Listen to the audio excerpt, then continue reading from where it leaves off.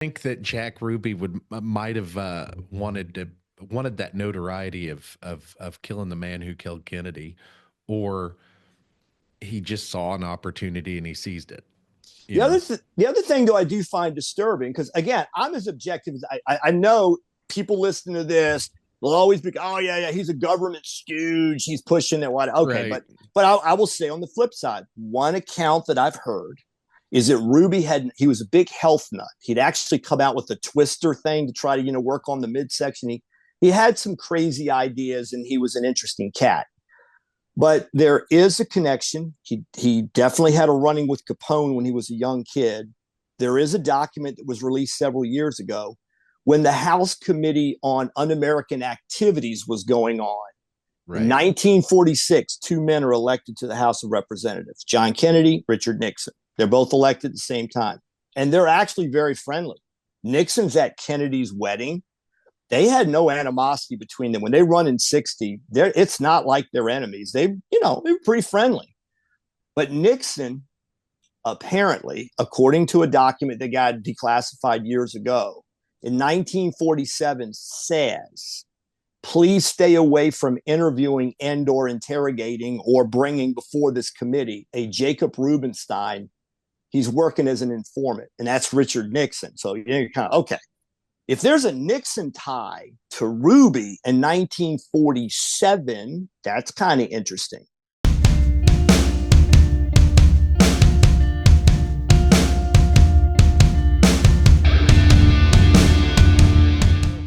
All right. So, Jack, you are a former prosecutor turned podcaster. So, how'd you get into podcasting, man? Well, okay. So I play college baseball. I come out of college. I want to be a coach. I coach and go to graduate school. I get a history degree. Then after getting a history degree, for some reason, I thought, hey, it'd be super important or it'd be something special to be a lawyer. So I go to law school. When I get out of law school, I'm doing more baseball instruction than I've ever done. I'm actually, while I'm in law school, working at an indoor facility.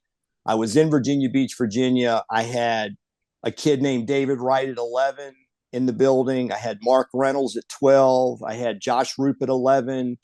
I had Michael Kadire in the building at 15. Then baseball starts to blow up. A guy approaches me that's a White Sox scout and wants to know if I want to coach a travel team in the fall. We end up with Verlander. Justin Verlander pitches for us. I had a kid named Tyler Lumpson, went the first round out of Clemson. So I'm just really blessed to be around a bunch of great kids. And so I have a friend that's a lawyer, wants to do player representation. So I'm doing all this, and I'm thinking, if I want to be a lawyer at all after finishing law school, my father was in law enforcement, let me be a prosecutor. So I did 3 years of it. And in the meantime, one of the players that I work with coaching fall ball, his father's an attorney. And I'm like, hey, you got any work over there? Sure. So I go over, firm becomes like family, and I do some criminal defense work. I wasn't Perry Mason, but I was doing some things here and there.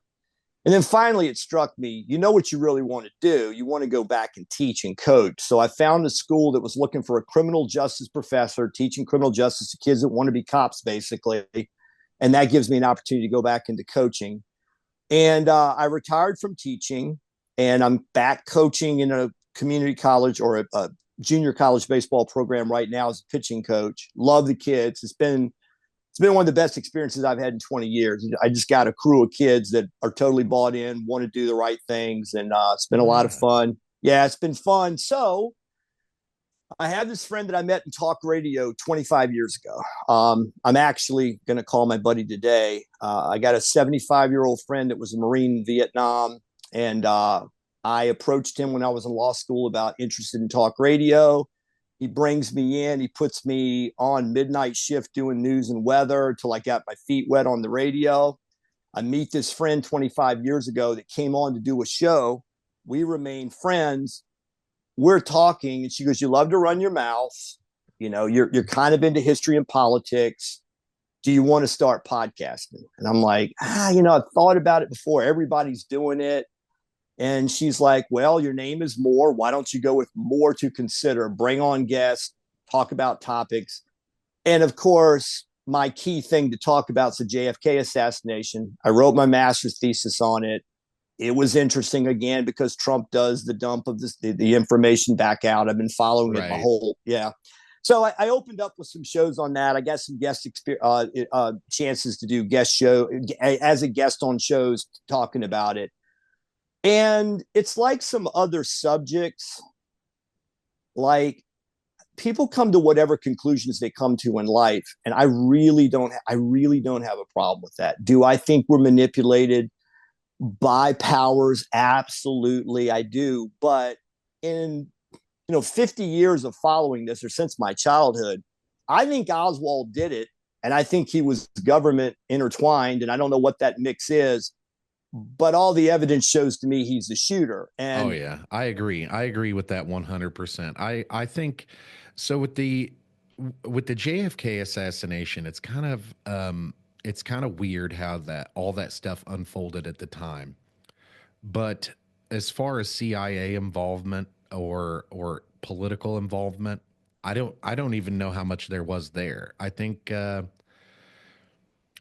and large, the reason why we have so many conspiracy theories is just an investigation that went sideways. I think that Lee Harvey Oswald most likely acted alone. Maybe he had some people that inside the government he was talking to, but I think he did act alone. And the government's version of things is actually probably pretty accurate, though they probably hide some of the things that make them look implicit or yeah, yeah, make them look complacent, yeah, even. yeah, yeah. And I've told this a million times, but I think it's interesting. I go the first time to Dealey Plaza, 1990. I'm 28. I went with my dad, who passed away a few years ago. That was military. He won a lot of awards in firing the old 1911 45 caliber pistol. He was certainly trained with rifles, and he had 2010 eyesight. When he went through state police school, he had the best eyes ever tested. So, I mean, the guy, I've seen him with the rifle when I was growing up. It was pretty amazing. But he grew up on a farm. He was firing a rifle when he was 8 years old. You know, that whole history of guys that grew up in that era. He was drafted during Korea. But anyway, we go to the window. So it's my first time. They just opened the sixth floor museum in 88. So I'm there in 90. And we stood there and I said, what do you think? And he goes, that's pretty simple. And I said, you think? And so it's 51 yards at the body shot, the shot that supposedly passes through Kennedy's body, and 88 yards at the headshot. And I had a Marine on, loved the guy, some time ago. And he goes, well, as a former Marine sniper, I can tell you it's an impossible shot. And I'm like, well, how far do you think the headshot was? He goes, I don't know, 150, 200 yards. And I'm like, 88. He goes, what? I didn't realize that. And I said, well, when you go to the window, you feel like you could throw a rock and kill him. But anyway, Yeah. I go Yeah, back. that's what I always Yeah, tell people, or I always ask people when we get into that subject and they say, well, it's an impossible shot. I'm like, the first question I ask is, have you been there? right, Have you saw, the X in the middle of the street right, from the window? right, And the answer I always usually get is no. right. And if you've been there, you can see it's not an impossible shot. Well, when I'm coaching baseball in 1994, I have a friend of mine who was an athletic trainer. And, we got to be really close. And she was like, they're going to do a athletic trainers convention in Dallas. You want to go? And I'm crazy enough. I'm like, let's drive. So I'm from Virginia, but I'm in North Carolina at the time. So we go down to Atlanta, on to New Orleans, all the way to Dallas. We make a trip out of it. We get into Dallas. I drop her off at 8 a.m. for the train. I'm in my car. So I drive out to Dealey Plaza. I'm like, I got all day to run around Dealey Plaza. I'm on the grassy knoll, and this guy in a suit comes running down. And he said, what do you think happened? I'm like, well, I'm one of those crazy people think Oswald did it. Come with me. So we go up on the top of the hill. There's a guy that's got all these magazines, got the money changing apron on the front. He's selling magazines, and we argue with him for 10 minutes. We pull away, and the guy goes, man, you really know your stuff. And I said, yeah, I just wrote a master's thesis. I'm not a walking expert, but I know a little bit. And I said, what about you? You too. Turns out he's 34 at the time. I'm 32. Or he's 34, 35. And he's in a suit.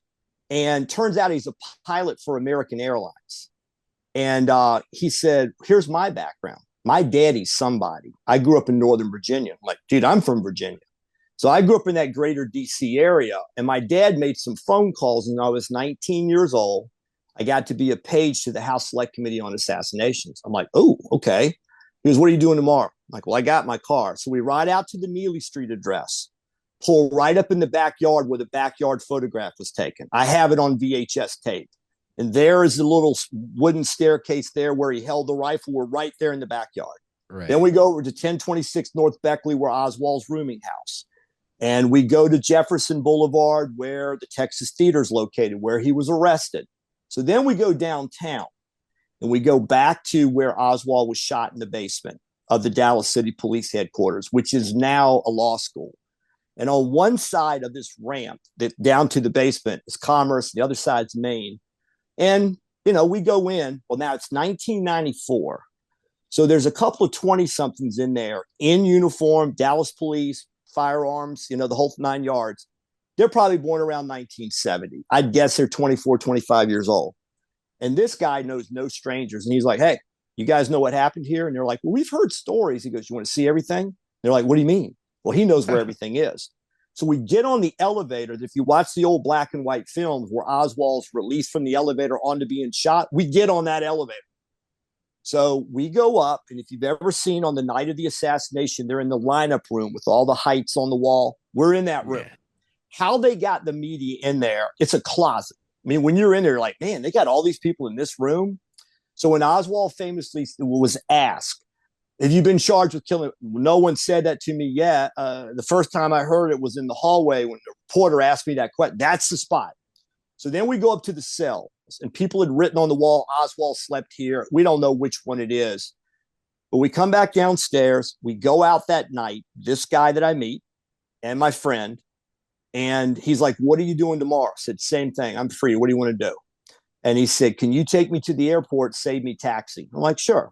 So I go pick him up, take him to the hotel. Take him to the airport.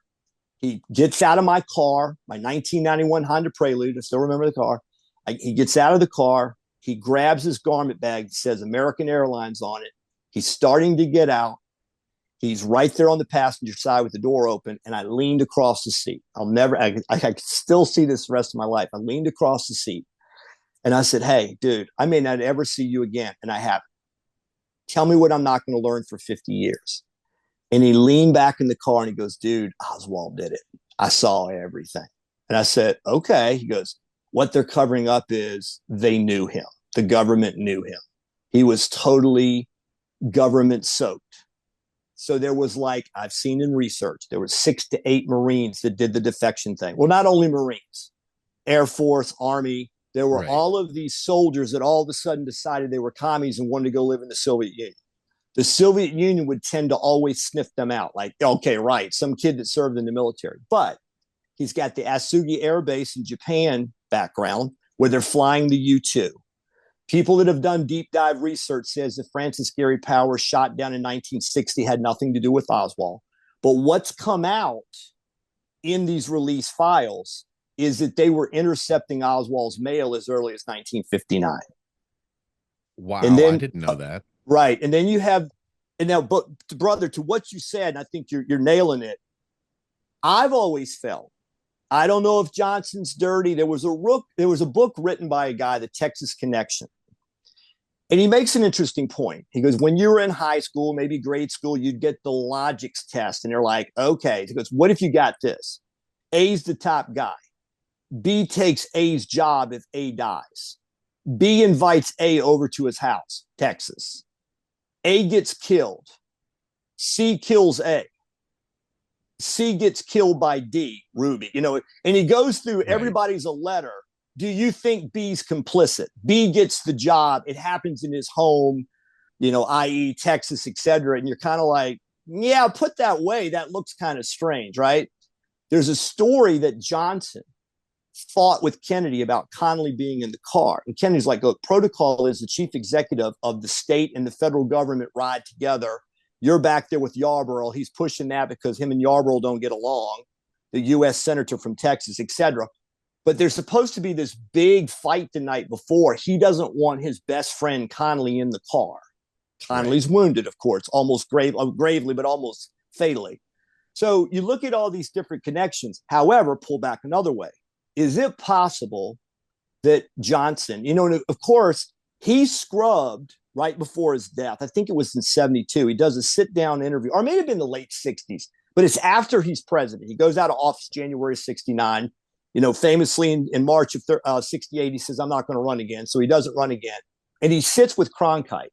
And Cronkite at one point says, did you buy the Warren Commission? He goes, well, I think they were the most ablest and judicious men, da-da-da.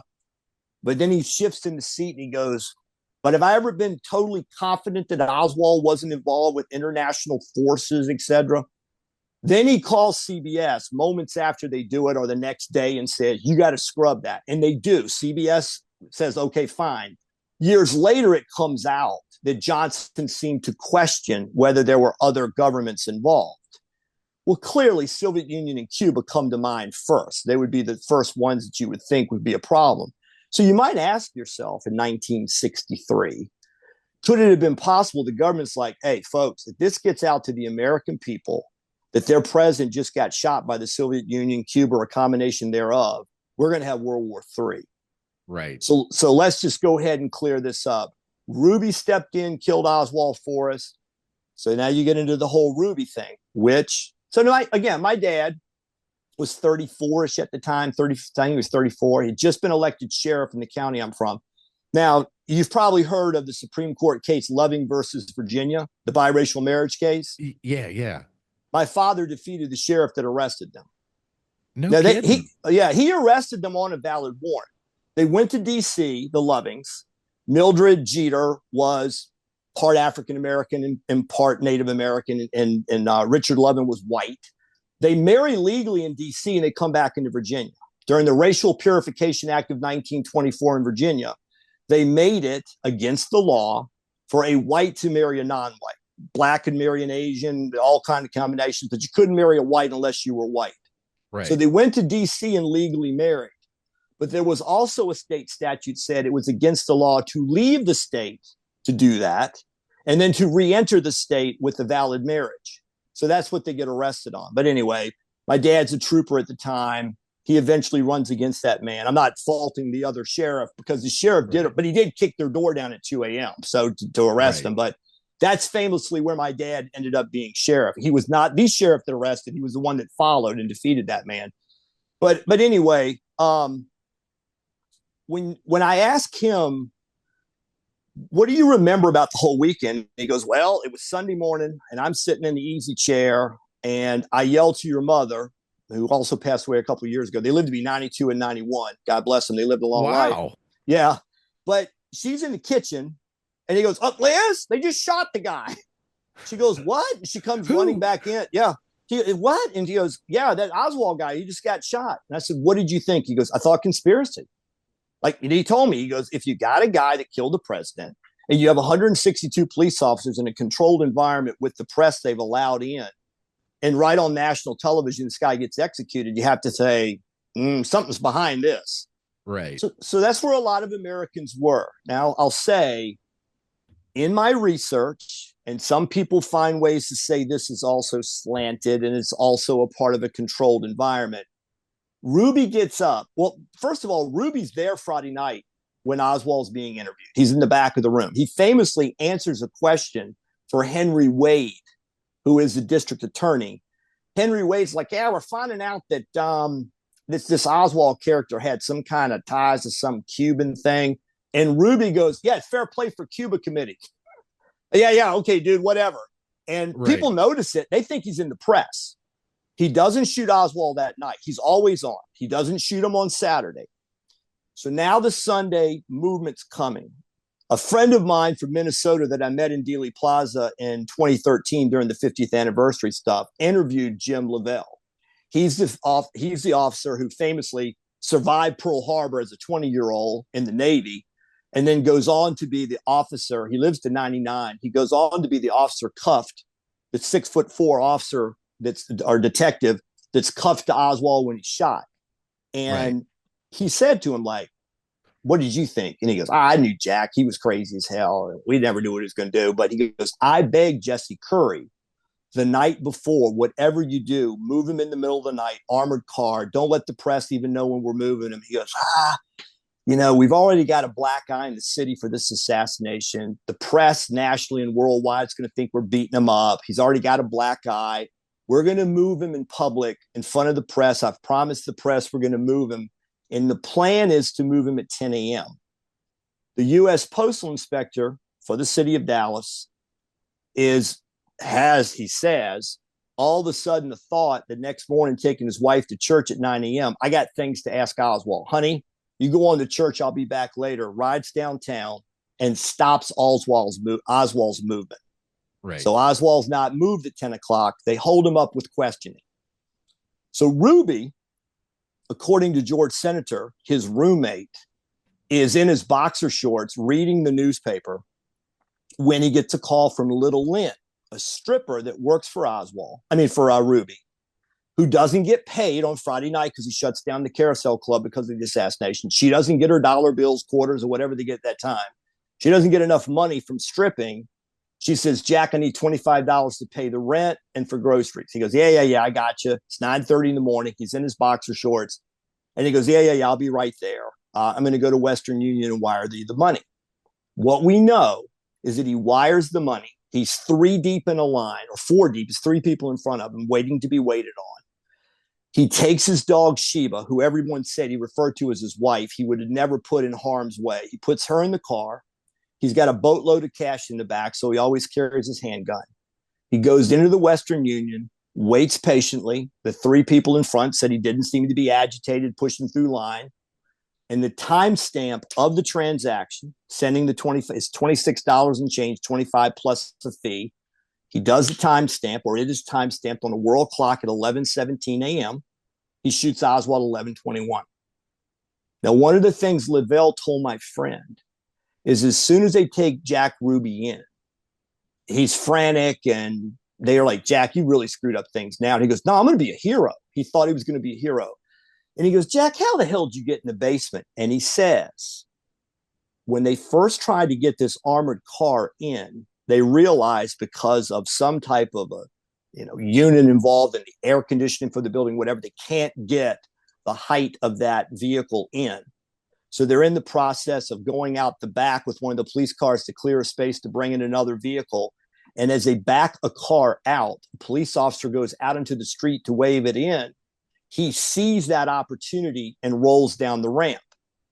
So this friend said Lavelle goes, and he identified the officer driving the car, and he was exactly right.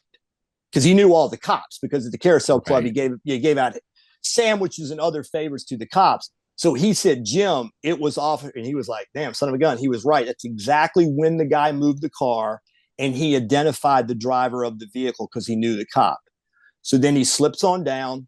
People in a suit, fedora, they think he's another reporter. Some think he's Secret Service, or why Secret Service would be there, but they think he's connected to the movements. He walks up and shoots Oswald. Now, I say that to say this.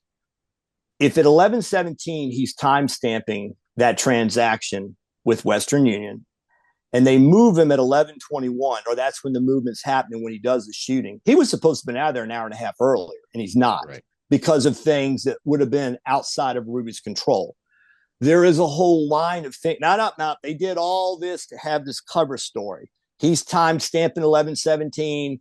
They're waiting on, okay, Ruby's on his way. Who the hell knows? But right. I just said, yeah. But again, the fact that Oswald gets snuffed out does always leave you with, I don't know, that seems kind of weird. Right.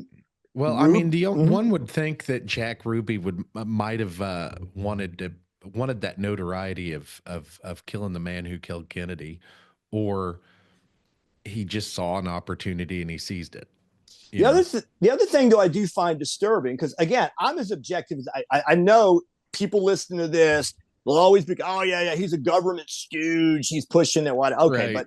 But I will say on the flip side, one account that I've heard is that Ruby he was a big health nut. He'd actually come out with a twister thing to try to, work on the midsection. He had some crazy ideas, and he was an interesting cat. But there is a connection. He definitely had a run-in with Capone when he was a young kid. There is a document that was released several years ago when the House Committee on Un-American Activities was going on. In Right. 1946, two men are elected to the House of Representatives, John Kennedy, Richard Nixon. They're both elected at the same time. And they're actually very friendly. Nixon's at Kennedy's wedding. They had no animosity between them. When they run in 60, it's not like they're enemies. They were pretty friendly. But Nixon, apparently, according to a document that got declassified years ago, in 1947 says, please stay away from interviewing and or interrogating or bringing before this committee a Jacob Rubenstein. He's working as an informant, and that's Richard Nixon. So you're kind of, okay. If there's a Nixon tie to Ruby in 1947, that's kind of interesting. And the other thing that I would say is there is an account that, now getting back to the health thing, Ruby hadn't smoked in years, and everybody in 1963 smoked. So there is a shooting. He is pulled into a cell, and they said he is sweating bullets. And he's a weird type of character guy anyway, or his mannerisms are pretty weird, but he is like freaking out, sweating bullets. Give me a cigarette. Somebody hands him a cigarette. He's chain smoking cigarettes. Then they say an officer comes in and goes, all right, Dak, Oswald 107 just died. 1121's the shooting. 107, he's pronounced dead. They come rolling in and said, murder one now, buddy. You got yourself some murder one. And Ruby completely calms down. There is also a view that there were frantic phone calls throughout the night. You better not move Oswald. You better not move Oswald. Somebody's going to kill him. They think it's Ruby. Some people believe it was Ruby because he didn't want to do it.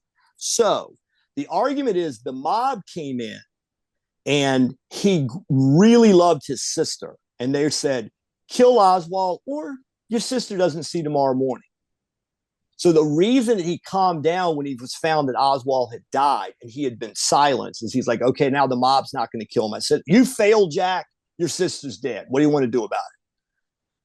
So if that account is true, that he was all agitated, sweating bullets and all the rest, and then goes into a deep calm once he finds out Oswald's dead, most people that just heard they got charged with murder one aren't going to be like jumping for joy. So why is Ruby? So is it true or possible that the mob came to Oswald, if it's the mob, to Ruby, and says, kill Oswald or your sister dies, or whatever the lean on him was? If that's true, you can understand the pattern of behavior more. But again, on the flip side, people are like, well, he would never, knowing that, he would have never put his dog in the car. He wouldn't have made, because that left her out there, in the front seat of the car while all this is happening. Who the hell knows? But one other famous thing that I think gets twisted. The James Hosty story. You're a Kansas guy because he ended up getting sent to Kansas. But all right, no, go ahead. All right. Well, Hosty is the agent that I talked to a guy 32 years of experience with the FBI that retired 15 years ago. He knew a lot of these characters. There were the Siebert and O'Neills that were the two FBI agents at the autopsy. He knew them both. Right. And he told me stories about what they thought they saw. They famously said surgery about the head area, which led to a lot of the questions of how Kennedy's body may have been altered. But anyway, he knew a lot of people in the FBI. And he said there were cowboys and there were desk jockeys in the FBI. And in that kind of machismo of the time, there were no female agents. Everybody was a guy. Right. And it was like, are you that guy out there that was a Hollywood, central casting type of character with a gun and some attitude, or did you hang around the desk? And he said Hosty famously was the desk guy. Right. And he's at the Dallas field office. And they assign him, go talk to Oswald. Oswald's come back to the U.S. in 62. They know he's in town. And when he's in and out of Dallas, and every chance to this point that Hosty has come around to try to find Lee, he runs into Marina, who speaks broken English at best. And supposedly in November, on or about the 8th, a character comes in to the Dallas field office claiming to be Lee Harvey Oswald and said, hey, where's Hosty? And the receptionist goes, he's out in the field. Will you tell Hosty, give me a notepad. And he writes down, Dear Hosty. And the reason he knew Hosty was because he left a business card with Marina. So he goes in. This is not known for years. It's known by some, but it comes up in the mid-70s when the Church Committee and the Rockefeller Committee or Commission come out in the mid-70s, and they're investigating the mob's ties to the CIA and attempting to kill Castro and the blowback that could have come. Hosty is called in before this committee and asked what happens. And he goes, well, when I get back to the office, the receptionist has a note. I remember it said something along the line of, stop harassing my wife or there will be repercussions. Right. The receptionist says, stop coming around to see my wife or I'm going to blow up the building. Okay. Wow. But Oswald's killed, and Gordon Shanklin, who is the director of the field office, calls Hosty in the office. He goes, okay, Oswald's dead. Get rid of the notes. Get rid of the file, basically, on Oswald. And he goes, but boss, he goes, the guy's dead. Get the hell out of here. And he starts to rip it up. No, get out of my office and destroy the note. Now, two ways to look at that. In the movie JFK, it was discussed by Costner as Jim Garrison saying, you know they're complicit in this because if they weren't, they would have used the note to further paint Oswald as the crazy homicidal type of dude. But why did they get rid of it? The flip side argument, which I think also holds water, is that Shanklin's like, if J. Edgar Hoover finds out we had the assassin in our sights. There you go. Right. And so that makes perfect sense to me. And that's pretty much what Hosty said. Well, I mean, if you look at history and you look at current events, like over time, you see all that shit happening all the time. Like instead of just taking the heat for being complacent or not doing the job correctly, or just in general not having certain protocols in place when they're supposed to be, stuff like that, when that stuff happens, they cover it up. That's the cover up, in my opinion. I don't remember which movie it was. I don't know why I keep thinking it was Parkland, which was, kind of the how the doctor saw it. It's not a feel-good movie at all, of course, but right. It's not intensely the assassination and whether the single bullet theory works. It's a different type of a cinematic dive into the history. But I believe it's that movie. I can't remember the scene. I remember the actors. In one of these movies, they depict the scene. And I'm thinking, kind of makes sense. Hosty's in the office and he's on the desk. And Shanklin, as portrayed by this actor, comes in and he goes, Hosty, it's come to my attention that a guy left a threatening note here recently. And the Hosty character's like, hey, if I chased down everybody that ever made a threat against me, I wouldn't have any time. And the actor's like, but he killed the president. And you had a note and you didn't go arrest him. And he's like, what am I supposed to? So they're having this fight. So then later scene is when he calls him in and says, destroy it. And he starts to destroy it in front. No, you take it. So he said he started to burn it, held it over the toilet and flushed it. What was left flaming. But in that depiction, could you imagine I think G. Gordon, not Liddy, but Gordon Shanklin. Could you imagine that this boss was saying to him, man, dude, this guy was here 2 weeks ago threatening this office and you didn't do anything about it? And now the president's dead. Yeah. And he was like, well, everybody threatens me. He goes, yeah, but this one killed the president, Now, and think about how the public felt about it at the time, the public sentiment at the time. Even the day of, the hours of, just with the recent assassination attempt on Trump, I was very emotional. I was very upset that happened. I was too. And to be honest with you, when the FBI or CIA, everybody that was involved in Oswald's investigation beforehand, everybody was involved in that, and they look around and they see all these tears and everybody's upset, and the president just died, and they're like, holy shit, is this my fault? And so rather than get in trouble or lose their jobs or any of a lot of lips just stayed closed about, well, we kind of knew where this guy was, we just didn't act on it. And there had been on November 2nd a trip that was canceled in Chicago. He was supposed to go to a game. I can't remember the schools. They're playing at Soldier Field in Chicago, and he's supposed to go to, I think it was Air Force Academy, and somebody going to play in Chicago. And Kennedy gets pulled from that trip, and they find where these guys have brought in weapons into a hotel room, and then they're run out of town, et cetera. And then on November 18th, on Monday, he's in Tampa, Florida.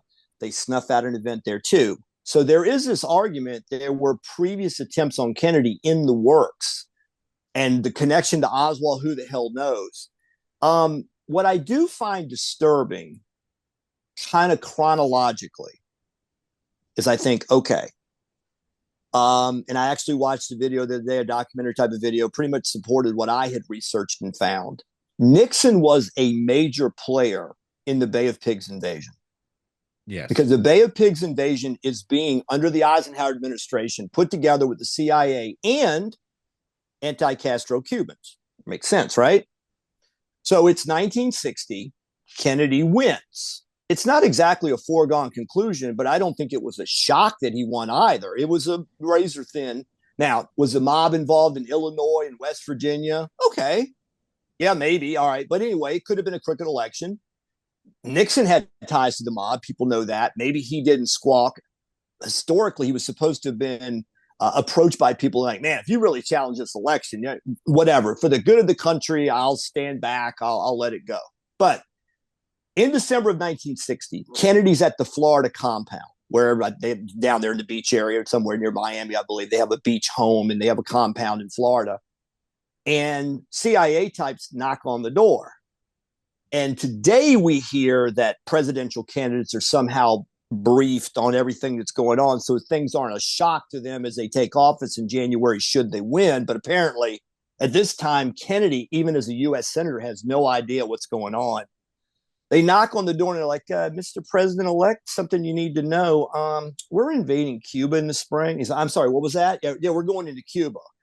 So now he starts to see the smell on this that might be blowback on him. It's not going to look good. He doesn't surprise, the air cover, blah, blah. Does it piss off a lot of people? Yes. Are there a lot of Cubans really mad, especially the anti-Castro Cubans and some on the inside that want Castro out? Yeah, so it's a big mess. So it fails. Over amount of time, Kennedy fires Cabell, whose brother turns out to be the mayor of Dallas. He fires Richard Bissell, second in command of operations under the CIA, and Allen Dulles. Fast forward, Kennedy shot. Who's put on the Warren Commission? Allen Dulles. What does Allen Dulles know sitting there in November of 63 through October of 64, late September, when the Warren Commission report is published and it comes out to the American people? He knows the whole time that they were using the mob to try to kill Kennedy. To kill Castro. And maybe a blue bag, but they're trying to kill Castro. So he knows that. Philip Sheehan, New York Times award-winning writer, he wrote a great book, Cruel and Shocking Act, on the 50th anniversary of the Kennedy. It's one of the best books I've read because it just goes into the mechanics of the Warren Commission. And he opens with a really interesting passage. I thought this was fascinating. Wagner Carr, the Attorney General of Texas, calls J. Lee Rankin, the chief counsel to the Warren Commission. He goes, hey, dude, you got a real problem here. What's that? He goes, there's a rumor circulating around Texas that Oswald was FBI. He goes, I'm sorry, what? Yeah, he's supposed to have a payment number 172 or 07172. He's got all these credentials apparently. Oh, hell. So he goes to Earl Warren and he goes, Earl Warren, we got a problem. What you got? Maybe some FBI involved. Oh, hell. So he calls an emergency session. And according to Sheehan's book, Earl Warren, former governor, World War I veteran, former governor of California during World War II, considered conservative, and then he kind of becomes pretty liberal on the court, upsetting Eisenhower. But he's kind of a loved figure by the right and left because he's a grandfatherly good guy, and he's a true believer. He's a true believer. So he sits down and goes, okay, Warren Commission members, we got this problem. So here's what I'm going to do. I'm going to call in J. Edgar Hoover. I'm going to put him under oath. Say, J. Edgar, please tell us the whole Oswald history at the FBI. And Dulles goes, he didn't tell you the truth. And Warren's like, I'm sorry, what was that? And he goes, if he's a good agent, he's going to lie to you. And he goes, wait a minute. J. Edgar Hoover's going to come in here under oath and lie to us. He goes, yeah, I knew if you asked me questions about the CIA, I'd lie. And he says that right to Earl Warren. The rest of them are kind of nodding their head like, yeah, maybe that's the way things are. So I say that to say, who else is on the Warren Commission? Gerald Ford. Fast forward, 1974. The 25th Amendment had now, famously, William Henry Harrison is the first president to die in office, and John Tyler serves out the term without a vice president. There's no provision for putting in a vice president. Lyndon Johnson finishes the term of Kennedy without a vice president, names Hubert Humphrey as his running mate in 64 and becomes, in January of 65, the next vice president. But there was no mechanism. So after Kennedy dies, they go through the line of succession. Are we sure about this? Okay, vice president immediately becomes president, and he can then nominate, going before Senate confirmation, a new person. So now Spiro Agnew, as Watergate is dragging on, mysteriously has all these problems, and I don't know if he's crooked or not, but he has all these issues from when he was in Maryland as governor and tax evasion or some BS, whatever was going on. And they're like, Spiro, find the door. Is he bought out? Who the hell knows? Opening up, and what according to some historians is, they walk into Nixon's office and like, Gerald Ford's your new vice president. But I don't really like Jerry Ford. Well, he's your new vice president. It's that or your ass is out tomorrow. So now all of a sudden, Gerald Ford becomes the vice president. As vice president, he's there, of course, August 8th, 1974. Nixon resigns. Ford's in. So he's on the Warren Commission. What is the whole Watergate break-in? Those of us old enough, and I remember it, Nixon was not going to lose to McGovern by a long shot. So why are they dicking around in Democrat headquarters at the Watergate to try to find? What are they looking for? Who breaks into the Watergate? CIA types and Cubans. Right. You know, the rest of the plumbers were Cubans. The ones that weren't CIA were Cubans. What did they all share in common? They were at the Bay of Pigs. They're the same people, right? Yeah. So it's funny how they're the ones that break in. Nixon may or may not know much about it, but now he gets caught with the cover up, and now Ford pardons Nixon. So I always found it interesting that people in the CIA, Dulles, Bissell, Cabell's the brother of the mayor where Kennedy gets shot. There's a lot of players there. And this final one I always found fascinating. In the movie JFK, Walter Matthau plays Russell Long, son of Huey Long, U.S. Senator from Louisiana. Right. They do the Jim Garrison, Costner playing Garrison. They're on the plane. And he goes, you know, there, Russell, I never really did understand that whole Kennedy thing. And Russell, it's a bunch of bullshit. I knew it was a bunch of, yeah. And so they do that as a setup that it's Russell Long's discussion with Garrison that leads Garrison back after they released David Ferrie on the weekend of the assassination. It leads him back into investigating the assassination and potentially the New Orleans connection. Who else is from Louisiana? And I heard a historian bring this up, and I never thought about this before. But who else on the Warren Commission happened to be from Louisiana? I have no idea. Hale Boggs. Huh. Democrat member of the House of Representatives, a very powerful figure in the Democrat Party. Right. So this historian said, hey, it was Boggs all along.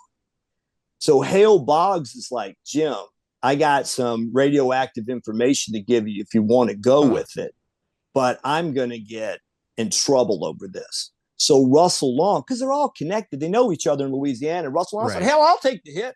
I don't care. They shot my dad. I don't care. I'm not scared of anything. He said, fuck them. Yeah. And Jim Garrison's like, Russell, you'll take, say you were talking to me and I came up with it. So then, according to this historian, Hale Boggs is given all this inside information of what he thinks is bullshit within the Warren Commission to Garrison, leading to the investigation. And then eventually Clay Shaw is exonerated in 38 minutes or whatever in that trial. But people polled in the jury said, Garrison proved to us there's something else going on. They just couldn't make the connection to Clay Shaw. Okay.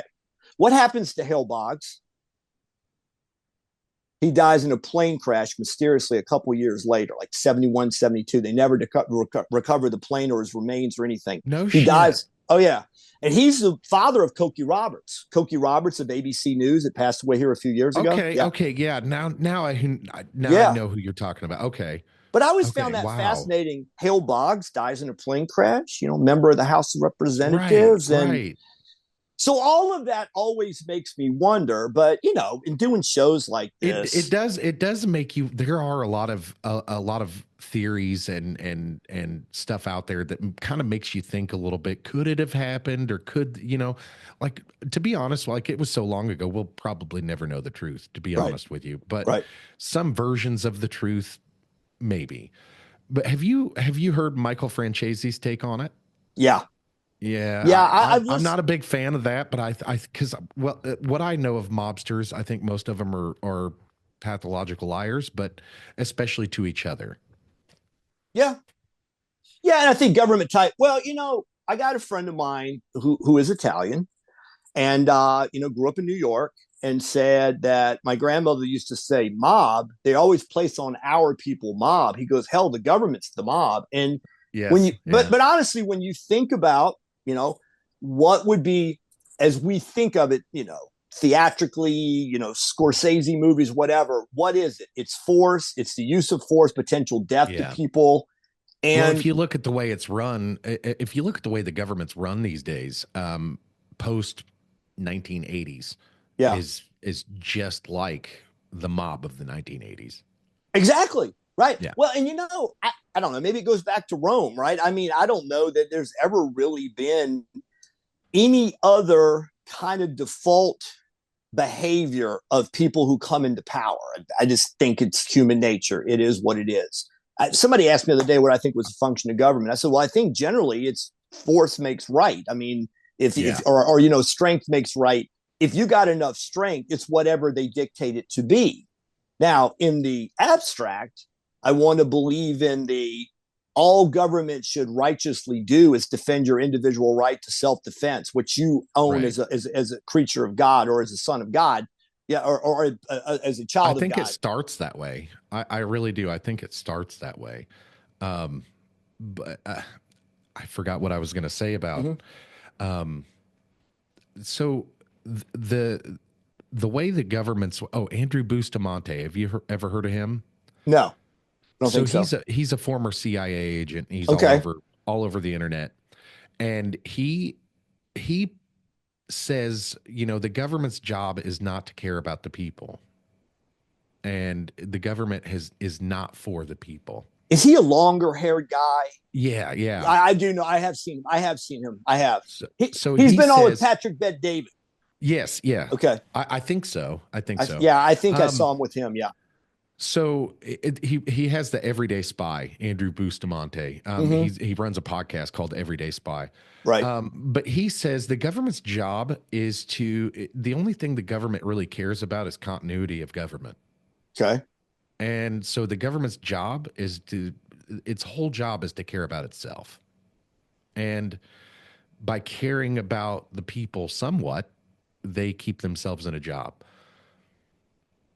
Well, that's funny because I don't know. See, that's the thing. None of us know. I don't know you, but I like you. I mean, in our Right, conversation, already I get a vibe, but I may be wrong about you. You may be really wrong about me, right? But we right. meet people and we share ideas and we kind of think like, oh, okay, I kind of see that. So I've always been a fan of Thomas Sowell.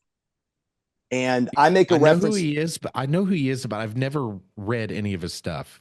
Just to clarify that, I've only been an intellectual for a few years now, so it's not. I just now heard who Thomas Sowell was within the last few years. Yeah, and so, but the point I'm making is, I made a reference to him the other day, and I look in this comment on YouTube, and somebody's like, "He's a CIA stooge. I'm an idiot for even, whatever." And I'm like, "Okay, all right, I don't know." So he's at Stanford at the Hoover Institution, but here's his background: he's a black gentleman born in North Carolina, Greensboro area, I believe. He's 94. No, he's 95 this year. He's born 1930. And his family relocates, or he relocates to live with family members in Harlem in what would be 1937 or 38 when he's a kid. And he said, the greatest thing that happens to me is a black family member who's well educated takes me to the public library, opens up this world to me. I grew up in rural North Carolina during Jim Crow. Now I'm living in New York. And through a couple of things, he does well academically. I think I'm pretty sure he starts off at Howard. And he said, I had a black professor who was very kind of militant against the man and all that. But he told me, he goes, you're getting an opportunity to go to Harvard, because he was going to transfer to Harvard. Right. And he said, don't ever come back here and give me the excuse that you'd fail because you're black. And he goes, I got that from that guy. So he goes to Harvard, struggles a little bit, goes in the Marine Corps. After some time in the Marine Corps, he comes back and finishes Harvard. He goes on to get his master's and his PhD in economics. He gets his PhD from the University of Chicago. So the point I was making the other day was he used to be on with this guy C-SPAN all the time. And it was fabulous. And the guy said, "You were a Marxist as a young man." He goes, "Oh yeah. I studied Marxism and I was all into collectivism and I saw it as being the way." He goes, "Why?" He goes, "Because when I was in New York, I saw these palaces to just excess. People lived in certain neighborhoods in Manhattan. And then over here in Harlem, I looked at the projects and I saw how people lived. And I'm like, okay, there has to be a government entity that comes in and redivides this. This can't be the right, this much wealth and this much poverty, et cetera." And he goes, "And then you went to University of Chicago and you studied under famous free market libertarian type Milton Friedman." He goes, "Yeah." He goes, "And that didn't do it." He goes, No, it didn't do it." He goes, "Tell everybody what did." And he goes, "Work in the summer for the government." And he goes, "Okay, so what was that?" And he goes, "Well, I remember as a young black man in 1947, he would have been 17. If you were black and you wanted a manual labor type of job, you got it. It was money, And the new minimum wage, because of inflationary aspects of the economy, didn't really mean much. The minimum wage really wasn't outpricing labor yet.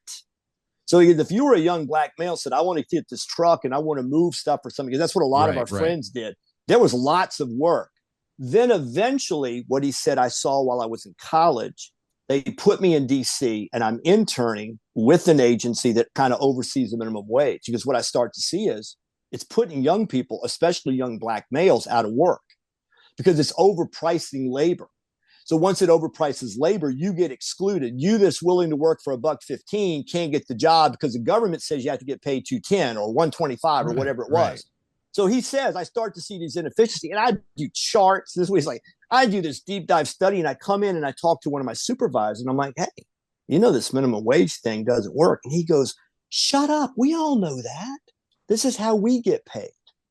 We get paid to oversee all of this that doesn't make any difference and it damn sure doesn't help." Yes. And he goes, that's when I went, "Oh, okay. They have an interest too. They have an interest in just surviving as the government entity. It doesn't have a damn thing to do with whether or not it's an effect." Right. And he goes, that's when I became not so much anti-government, but I started to see through the bullshit. It was when that happened. And he goes, and I don't think he ever classifies himself as a libertarian. But the stuff that Soule has done on race, slavery, what the history really is, he goes, every hue of God's children has been a slave. Everybody's enslaved somebody. It's just kind of what happens. And he gets into the cultural messes that we get into when we identify people according to their color.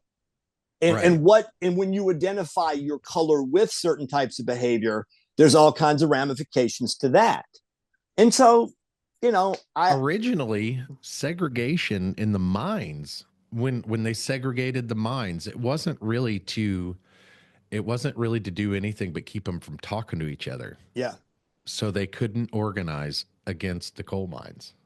Yeah. Yeah. And that to me, when I found that out, I was like, oh, okay. So some of this shit around here is manufactured. Like we feel this way because we're told to. I get it now.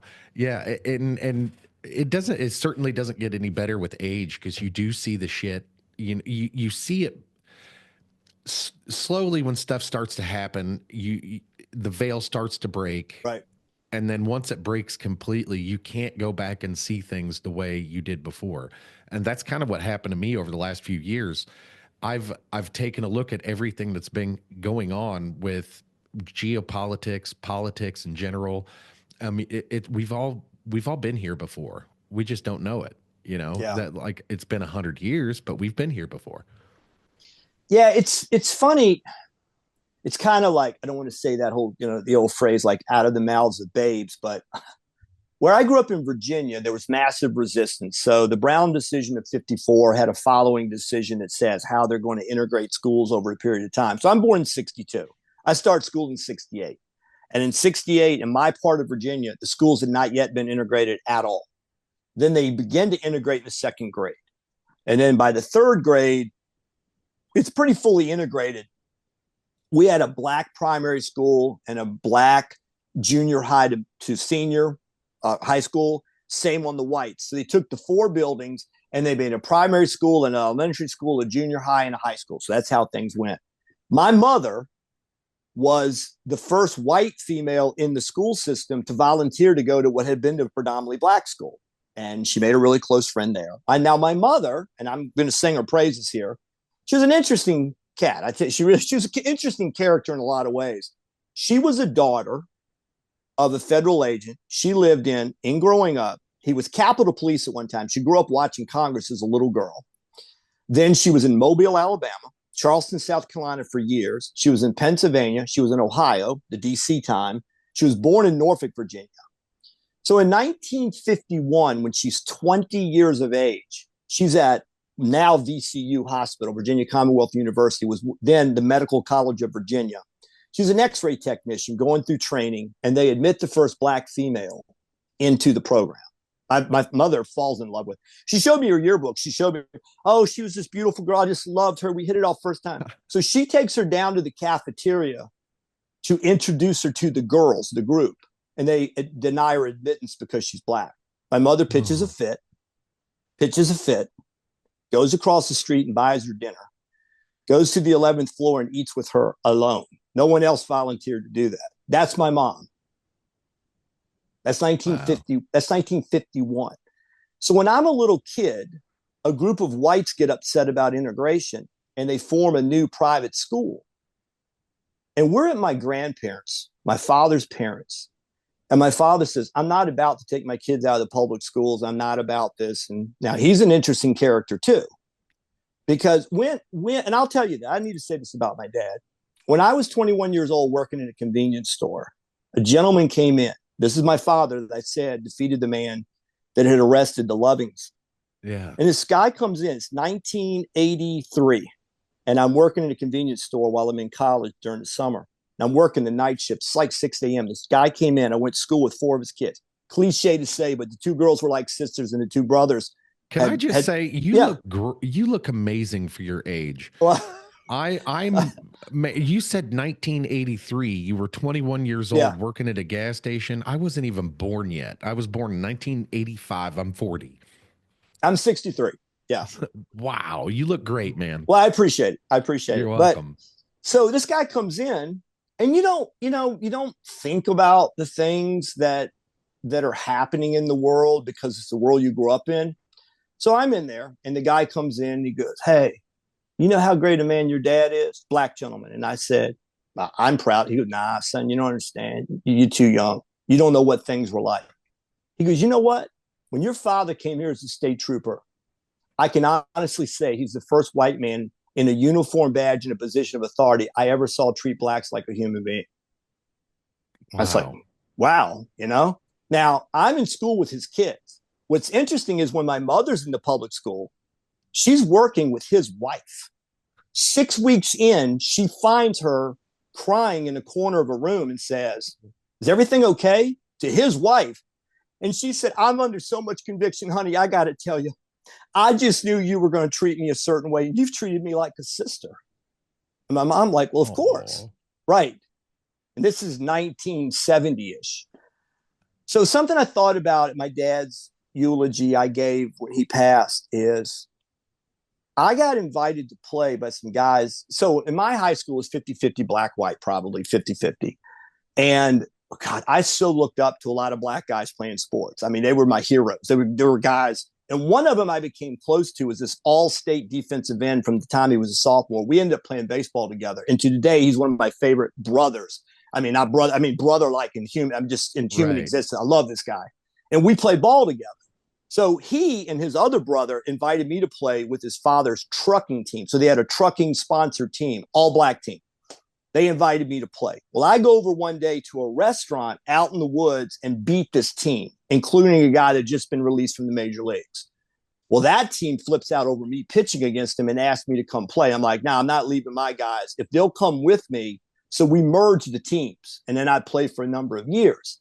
And this sounds like cliche white guy, whatever, but this is the 1980s. I'll tell you, I used to be in that nightclub with 200 black folks myself, and I never felt more loved, accepted, and all. I just, it's the way things were. And something I said is, I went to a game one time in 1984, And the guy that ran our team was hysterical. I just love this guy. And he's passed away a few years ago. And he asked this old black gentleman for another team. And it really broke my heart. He said, where are your white boys? Where are your white boys playing now?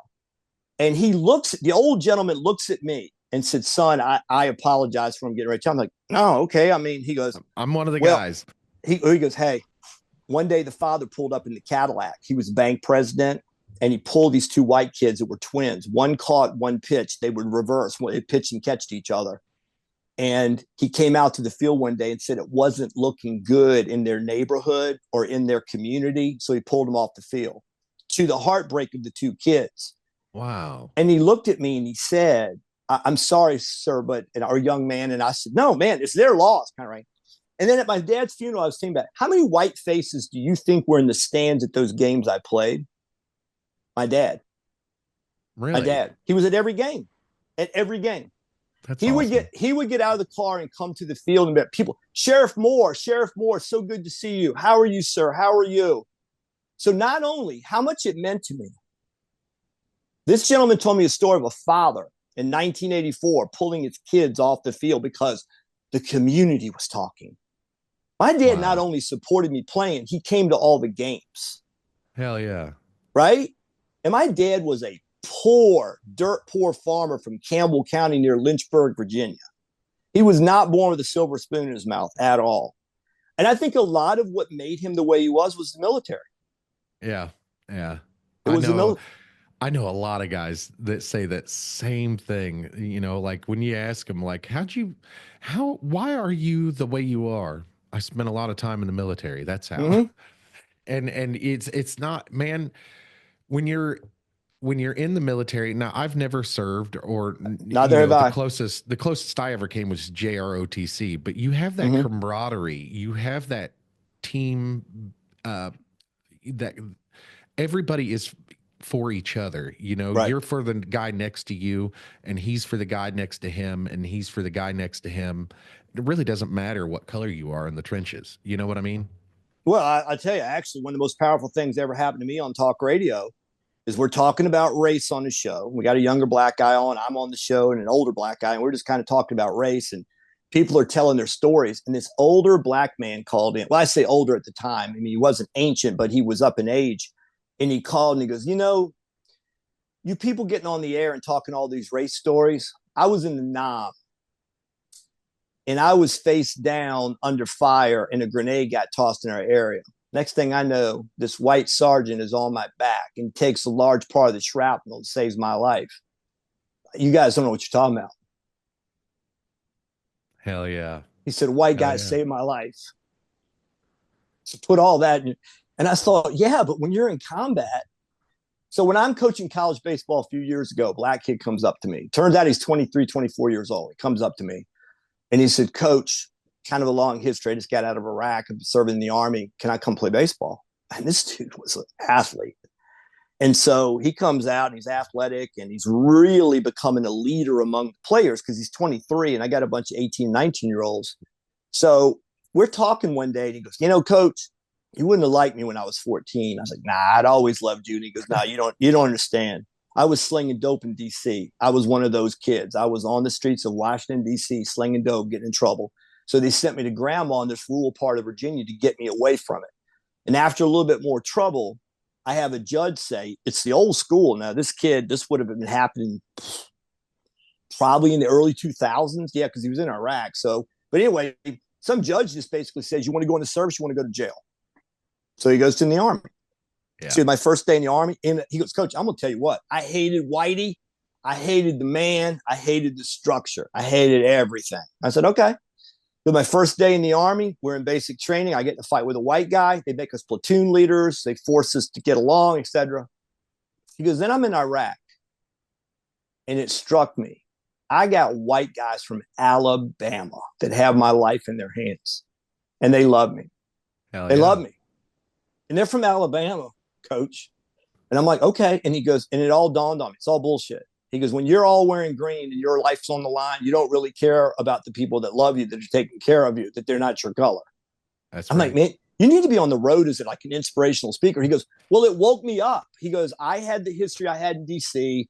then always feeling like everybody's oppressing me and all this. He goes, but then when you're actually, it's such a wake up call. He goes, but when you're in combat, and back to where I grew up, I have this friend of mine. I don't want to say too much about identifying who he is, but he's in professional baseball, and he was playing professional baseball when he was at a point where we're from in Virginia, and Secretariat, I got the picture over here, was born in the county I grew up in. So he's our most famous athlete from Virginia, but none better than Secretariat. But anyway, we grew up in part of Virginia, and he's part of that family I'm playing summer ball with. I played with all of his uncles. Right. Including the one that played in the big leagues. But anyway, this friend of mine goes on to play professional baseball. And he said, as life works, my best friend's a guy from Georgia, whitest guy on earth from Georgia. And we're playing in North Carolina, and we get a 2-day break, which you never get in pro ball. We have a couple of days off. And I said, you want to run home with me 3 hours to where I live in Virginia? He goes, yeah, man, I'll go home with you, brother. Let's do it. So he goes home, sleeps in our bed, eats at our dinner table, and we're on our way back. And he starts crying.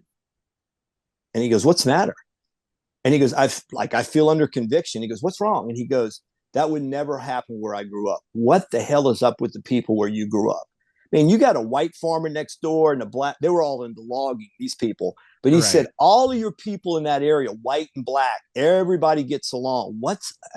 Like, I couldn't have imagined, like, when you said, come home with me, I love you. I definitely came home with you. But you fed me and took care of me and all your whole family. What is that? And I was like, I totally get it, friend. I was like, I totally get it, because that's how we were. And I know a lot of people listen, oh, yeah, right. You're erasing 400 years. Like, no, I'm just saying the last time I saw him, or one of the last times I saw him, I'm like, man, we really grew up in a unique area. and he goes, yeah, I think we really did, because that's just how it was. And, when we saw each other and said we loved each other and we were brothers and stuff, we really meant it. Yeah. And that friend of mine is very religious. I mean, he's going to be in the pulpit before it's over with, but he uses his position to minister to young men. That's what he does. And he does it, and he does it in professional baseball. And everybody loves him. Everybody gets him. But I do think, but I was in North Carolina. I was telling somebody that's white, that went to white private schools, that tells me about race and all that kind of stuff because of all the books they've read. I said, you know what I noticed? And some people will find offense to what I'm getting ready to tell you, I'm sure. But I was in North Carolina, and I'm talking in the sticks, rural area. And I pull over in a convenience store, and there's 2 black ladies in the back or behind the counter making potato wedges. They're frying potato wedges. And a white kid comes in, work boots, cap with like Pabst Blue Ribbon on it or whatever. He comes in and he says, Ms. Sarah, Miss whatever, how are you doing, ladies? And they're like, hey, Brad, hey, baby, how's your mama doing? It's like, how's your mama doing? Like, she's doing great. I'm going to tell her that I saw you two. Will you give your love to your mama? Our love to your mom, etc. And I thought, man, that is so South. That's kind of white kid. It is. White kid comes in. He grew up in the area. No silver spoon. He's a laborer, whatever. Couple of black ladies at the convenience store. He calls them Miss whatever, and they come back with, Brad, how's your mama doing? You tell her we love her. Yeah. I'm like, my best friend. He's from Tennessee, and he jokes around all the time. And when he comes up to you, or you come up to him, and he's in one of those moods, you'll ask him, hey man, what's up? He's like, hey, how's your mom and him? Mm-hmm. Yeah. Yep. Yeah. And so I told this guy, I said, I can tell you that you probably would project upon that certain racial stereotypes, whatever. But I'm saying, in that world, none of them are living in mansions. None of them are driving $100,000 sports cars. They're just good, solid human people that love the Lord and love each other. Hell yeah. And their way of communicating is, how's your mama doing? We love her. And ladies, miss this very respectful white kid, black ladies. And that you see that in the South. You do. Yeah. You see Adam. And it's not really, it doesn't, it's cross-cultural in the South. I mean, it's everybody. Yeah. You see younger people speaking to older people They refer to him as ma'am, sir, Yeah. miss, mister, please, thank you. It's very, very polite in the South. And now I kind of live in a unique place where it's a mixture of North Right. and South. It's very weird. Like I live an hour north of Kansas City, so we're not in Kansas City proper, but people here are they seem to be in a hurry all the time. Mm-hmm. And when you go down south, it's not relaxed, but it's very go with the flow kind of thing. And I think everybody just respects everybody more in the South. It seems to me anyway. There is something too that I'll say on the flip side. I would number among my best friends in the world people from the Northeast. Yeah, And yeah, I yeah. have a lot of that. And I'll tell you, a lot of it in baseball are Italian Americans from New Jersey, New York, Pennsylvania. I mean, that's a big thing with me, no question. And I was surprised. I had an Italian friend take me to Pennsylvania one time, and the kind of ethnic slurs that went back and forth between him and a Polish guy during the game threw me because there And were no black. they're best friends. Yes, and there was no black folks around. So I'm up there with my African American Anglo-Saxon Protestant existence going up there to play in Pennsylvania, and they're like ethnically slurring each other. And I'm looking at guys like, hey, they do this all the time. And I'm thinking, I didn't grow up with it because we didn't say stuff like that because it was Right. black, white. And now I'm listening to guys, and whether it's Greek or Russian or Italian, they're just like firing back and forth in Pittsburgh, Pennsylvania, right? Yeah. But one of the things I had from a Detroit friend, he's Irish and Puerto Rican. So he grows up, dad's Puerto Rican, mom's Irish. He caught a lot of heat for being part Puerto Rican in Detroit, where he grew up with it. But he said something to me one time. He goes, one of the things I learned about the South, and I got to give him this is true. He goes, when they're saying, well, bless your heart, they're stabbing you Yeah. in the back. And I Yes, thought, sir. Yes, sir. so I would run into people from the Northeast, and they're like, hey, so what part of New York you from? I'm like, I'm from Virginia. No, get out of here. You're from New York. Because I get along with them so well because they're so Right. much more out front. So I have the uniqueness of where I grew up, 70 miles south of D.C., between Richmond and D.C. And when I moved to Virginia Beach, what I loved about it, it's a military town. Everyone's from somewhere else. Nobody cares where you're from.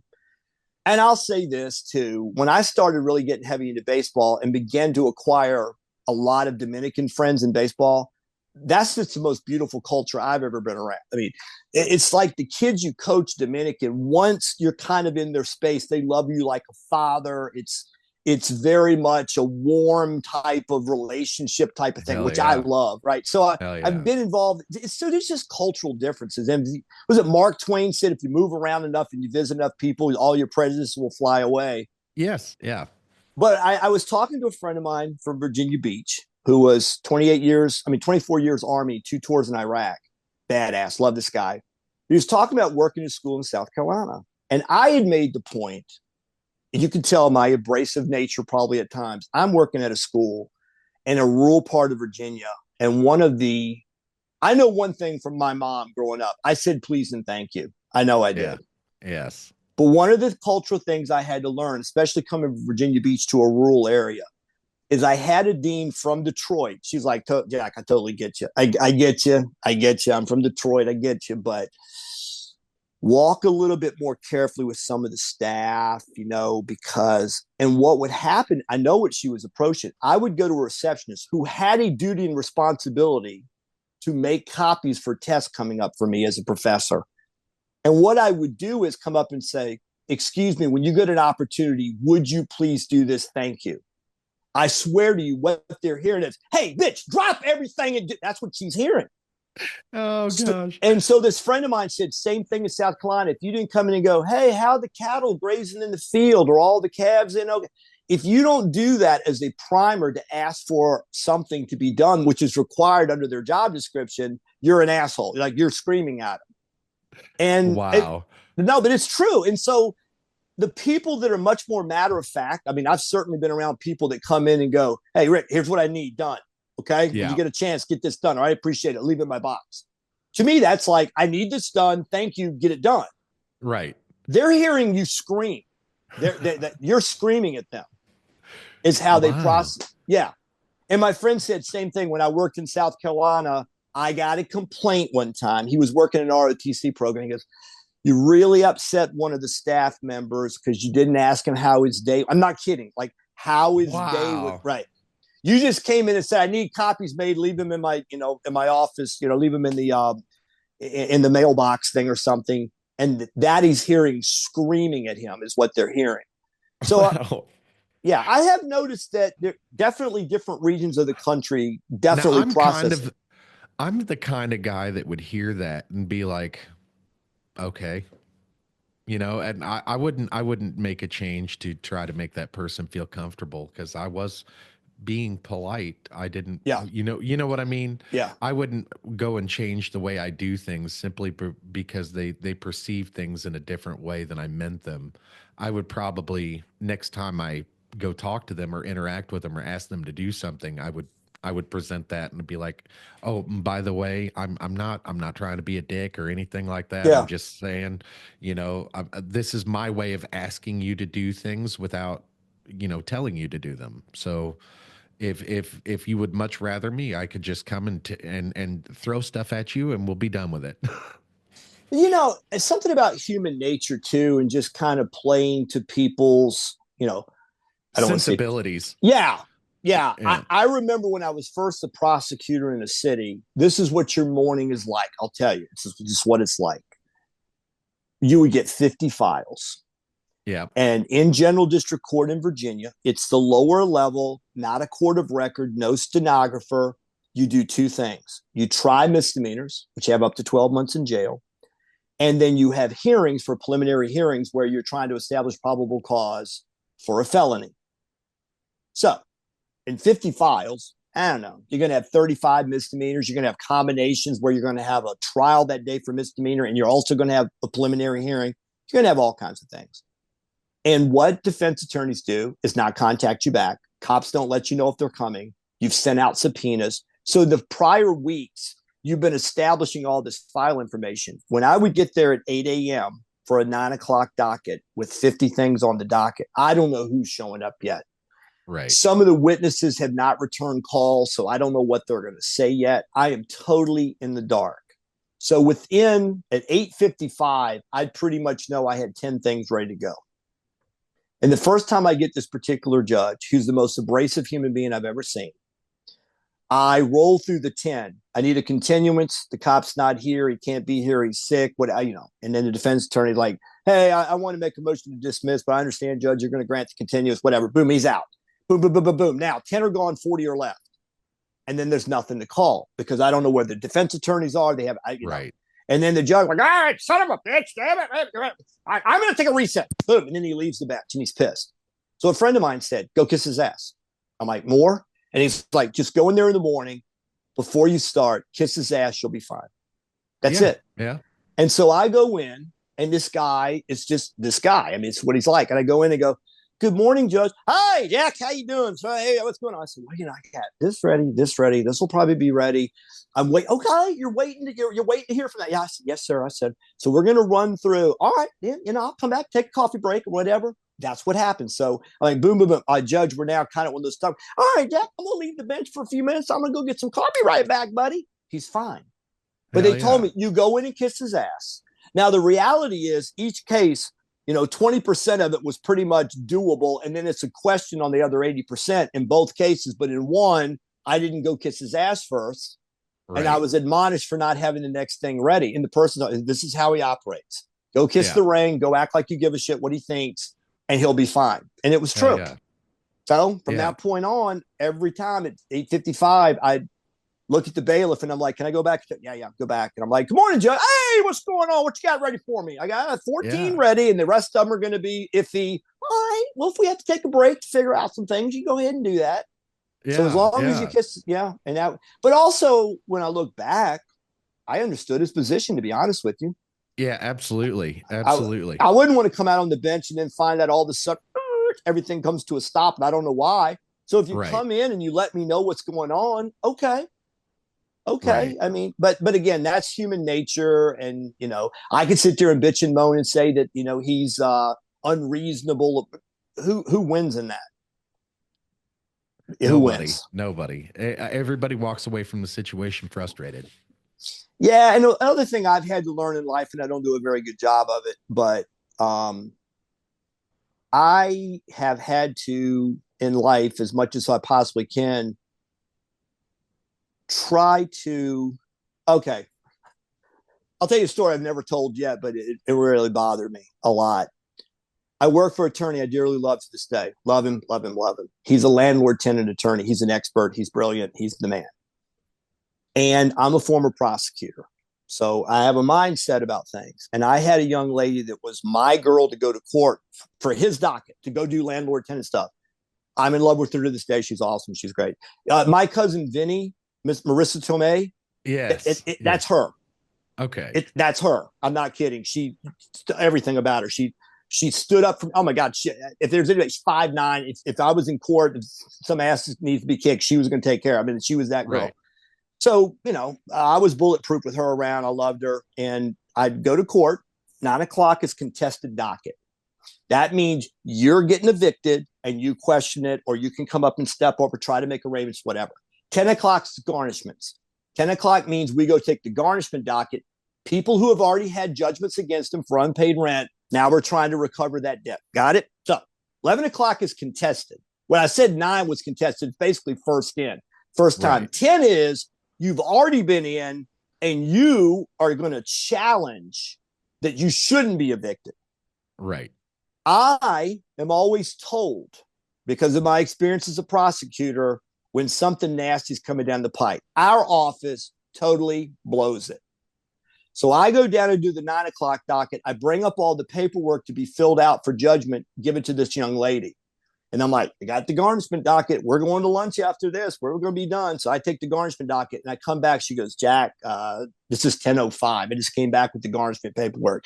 We got a problem. I'm like, what's up? She goes, we have a contested matter 11. I'm like, no, we don't. She goes, you looked at the docket and there it is.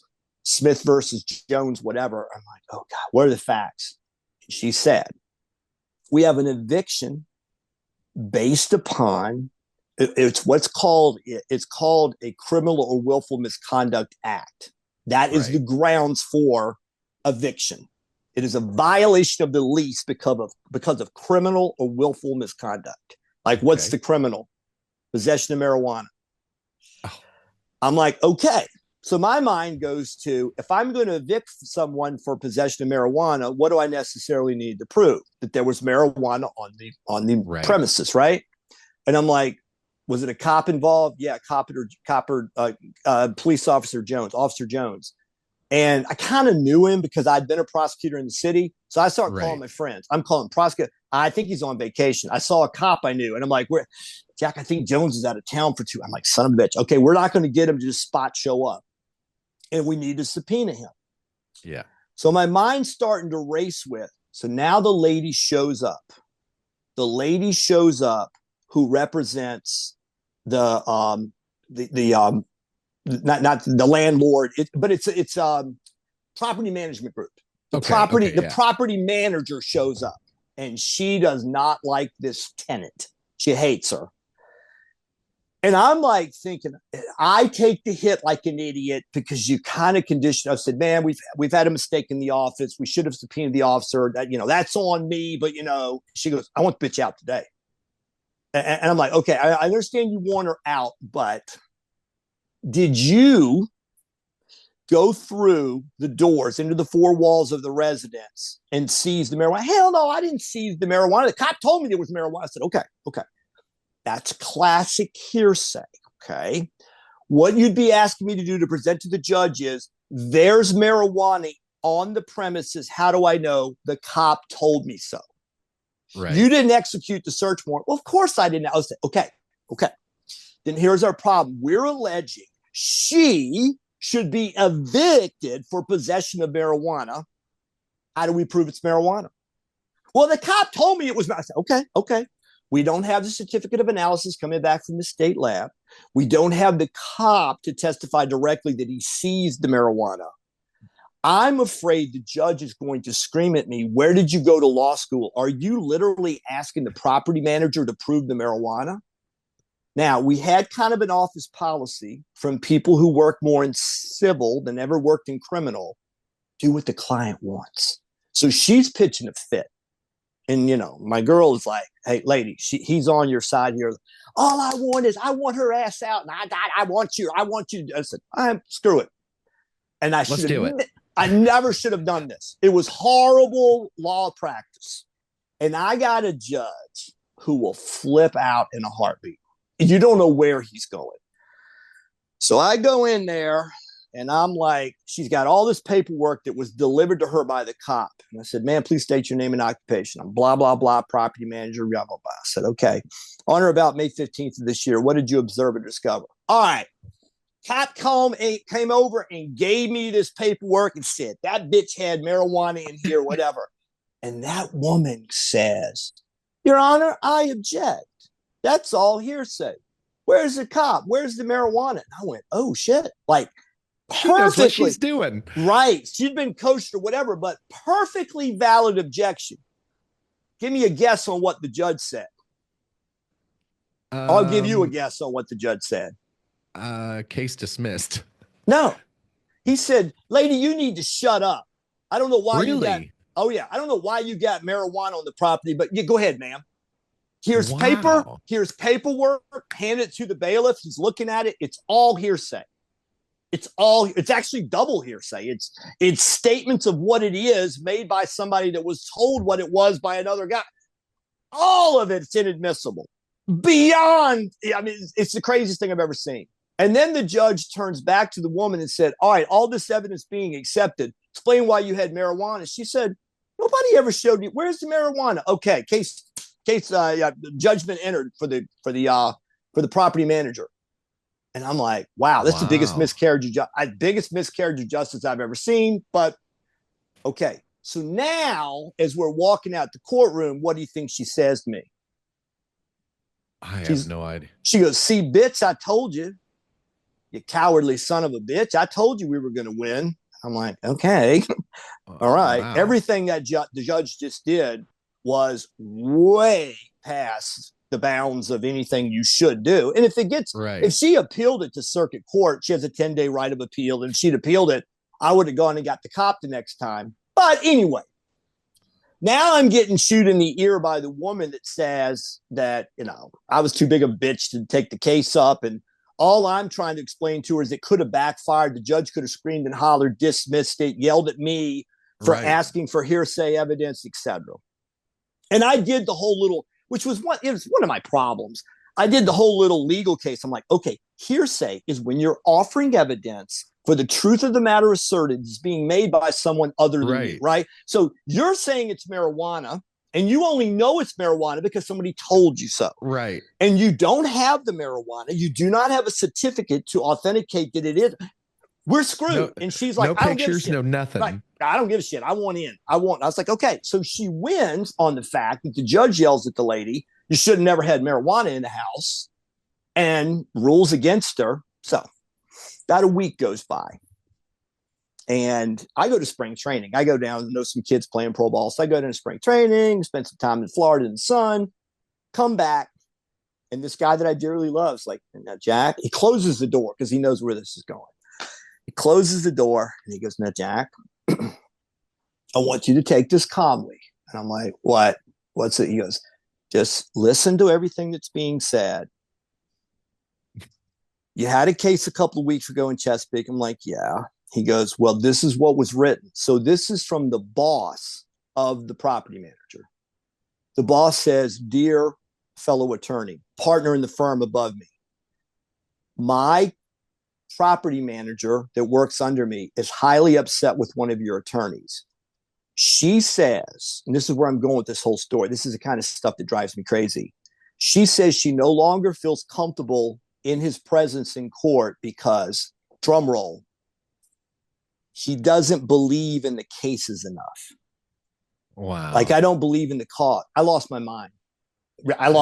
I said, hey, if you're asking me whether I believe... I had no case. No, but I said, but look, if you're asking me whether I believe the woman had... If you put a gun to my head and said, do you think there was marijuana? You're damn right I believe there was marijuana there. That's not the question. It's not about what you know. Right. It's not about what you know. It's about what you can prove in court. I said, do you know how easily this could have gone the other direction? The judge yelled at me, why the hell are you asking her hearsay information? And he goes, well, but this is the part that drove me crazy. But you have to understand how she sees it. I'm like, no, I don't. I don't have to understand. Well, she says she feels uncomfortable. I'm like, she's an idiot. She's an idiot. I can't help the fact that she can't understand the concepts I was trying to explain to her. Right. I feel bad as an attorney. I should have never presented that evidence. I shouldn't have.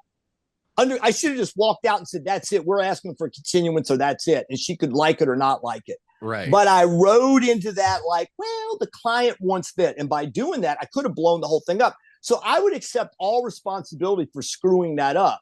Yeah. But the part that drove me crazy was he said, well, you have to understand that from her position, she didn't feel like you believed. Like, I don't give a shit what she thinks. The thing, again, I said, if looking at the paperwork I saw, do I think there was marijuana? Hell yeah, there was marijuana there. Right. But we didn't have it. We didn't have a certificate of analysis, and we didn't have a cop who seized it.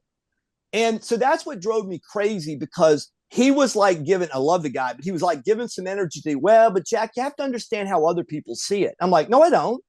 I don't have to understand why she's an idiot. Right. Because you're saying she's mad because I didn't believe in the case enough. I'm like, believe in the case? What the hell is that shit? Right. I know exactly what's going on here. The woman had marijuana. She made a valid objection to the introduction of that as evidence when it wasn't there. And the judge yelled at her, which was totally out of line. But the judges were like, so you tell people these war stories and you try to make them understand that what that judge did was criminal. She yelled at a person that made a valid objection. She made a valid objection to the introduction of marijuana evidence in her case that could not be supported. And he told her to shut up. I agree. He told her to shut up. Shut up and wait your turn. And then came back and said, why'd you have marijuana in the house? Why'd you have marijuana? Well, she did. Right. But right. it's not his but place. It's not. Yeah, it's not his place to interrogate her. I mean, well, in a sense, there is no prosecutor and he can ask whatever questions he wants. But when I can tell you, brother, what I would have done in that same case if I were judge and she had said, I object, there's no marijuana, this is all hearsay, I would have said, sustained. Sorry, your case is dismissed. Right. Done. And that's exactly what I would have done, because by the law, that's what we're supposed to do. In a heartbeat, I would have done that. Yeah. But again, that was always kind of my frustration that but kind of on the positive side, I had in Virginia, in every state, one of the things you have to prove, if you have a criminal trial, you have to prove the elements of the trial. And one of the things you have to prove in Virginia and probably in everywhere else is that it occurred venue in the place where the charge was taken. Yeah. So you can't just kind of flirt around with that. And I had a case where a woman clearly probably went by at a high rate of speed by a state trooper in Norfolk. And there is got to get over a lane or slow down. And she had on her history where she had passed a bus at a very high rate of speed. So I said, I hope this doesn't get to the judge seeing your history of driving, because it's not going to be good. So I'm listening, and it's ID the driver. She did. She's made an identification of the driver, and I'm listening. And she's basically testified to the driver driving at a high rate of speed. That's the elements of it. And then she goes, this occurred on mile marker 264.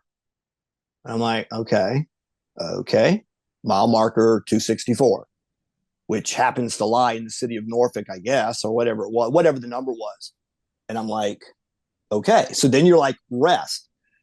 And the judge looks at me, you have any questions for the trooper? I said, does the trooper rest? Trooper, you have anything else? No. I said, you have a motion to strike, which means they didn't prove it. And he goes, and then the judge was awesome. The judge looks at me and he goes, Mr. Moore, are you going to take your client out there in the hallway and admonish her and tell her to slow down?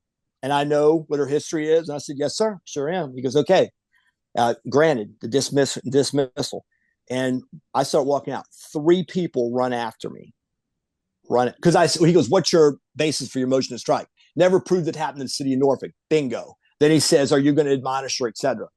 3 people come running after me because the same troopers charged him basically the same thing. And this guy goes, hey, I'll pay you whatever. I said, well, look, and this is me. I'm like, look, what just happened, she's never going to make that mistake again. I know, but you're wonderful, man. That was great. I said, yes, but now I've let the cat. You understand the reason that got dismissed is she didn't say Norfolk. She's not going to make that mistake again. I know, but what can I pay you? What can I pay you?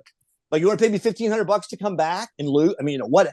And I'm trying to be honest with the guy. Right. And I'm not saying biggest brain in the room, but I'm saying, I mean, we're in the hallway now. I'm like, dude, I don't want to steal your money. I'm going to tell you straight up. What just happened is she failed to testify to something necessary. Right. She didn't testify that it happened in the city. She's not going to make that mistake again. I know, but man, you're brilliant.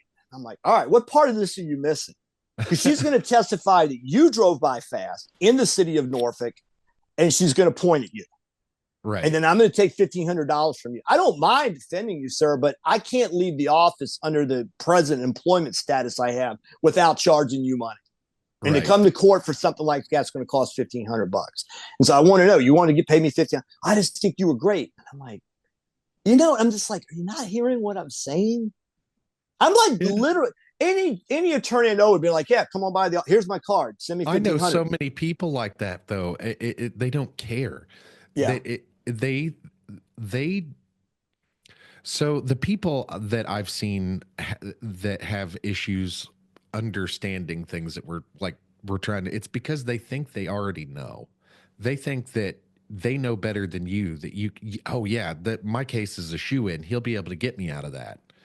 And in reality, I think it was, I think it was flattering because I'm sure from his vantage point, what I did looked kind of sexy. I'm not blowing my own, but it looked kind of sexy because I'm like, does the trooper rest? Trooper, you have anything else? No, I have a motion to strike, Your Honor.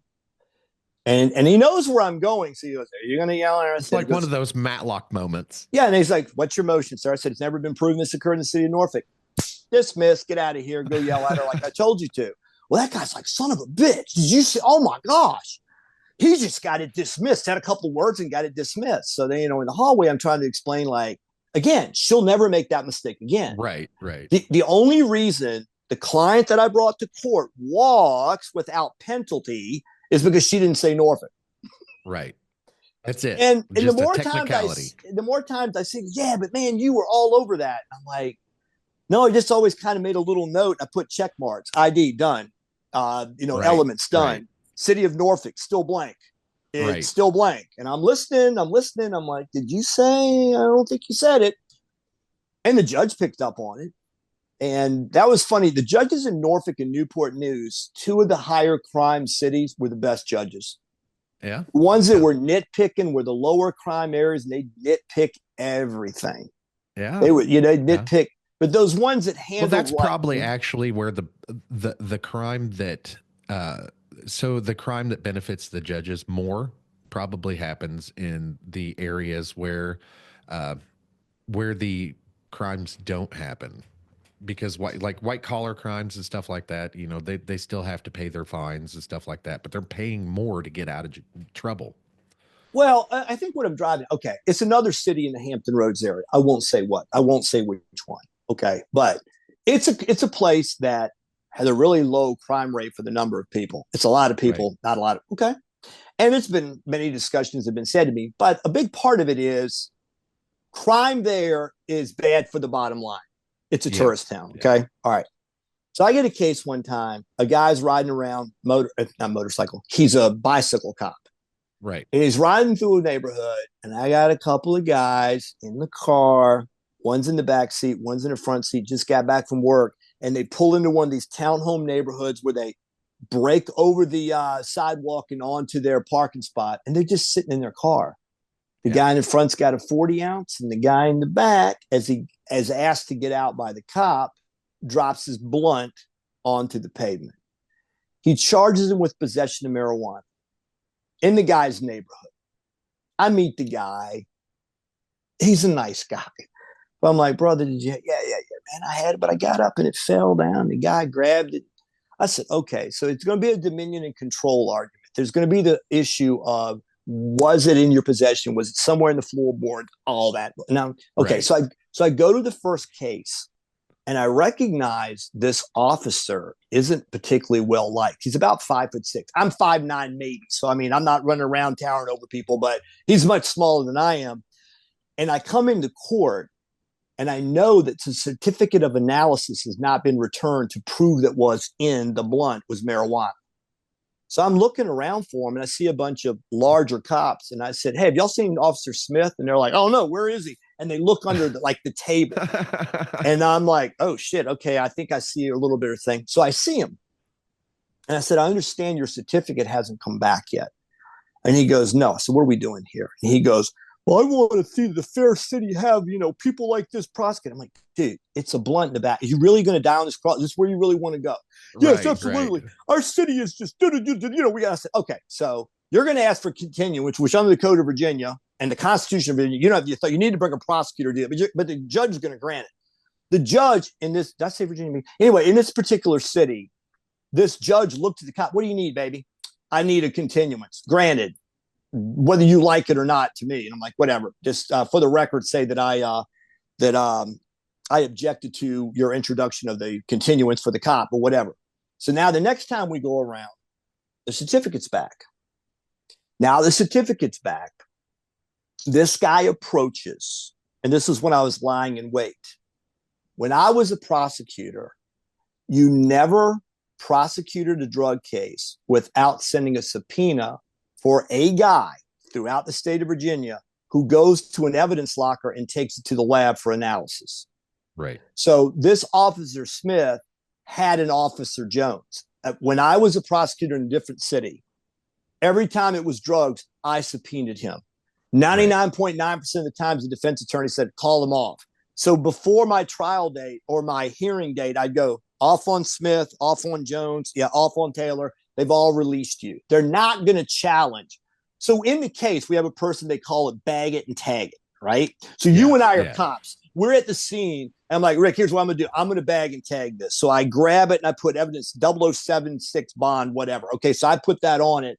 I take it to the evidence locker. Then you see, if you're the evidence locker guy, you say, bond 007. Okay, that's what's on there. Take it to Richmond.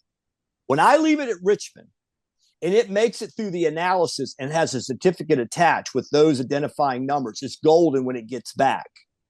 It's golden that one officer bagged and tagged it, took it to the evidence locker, and the evidence guy took it to Richmond.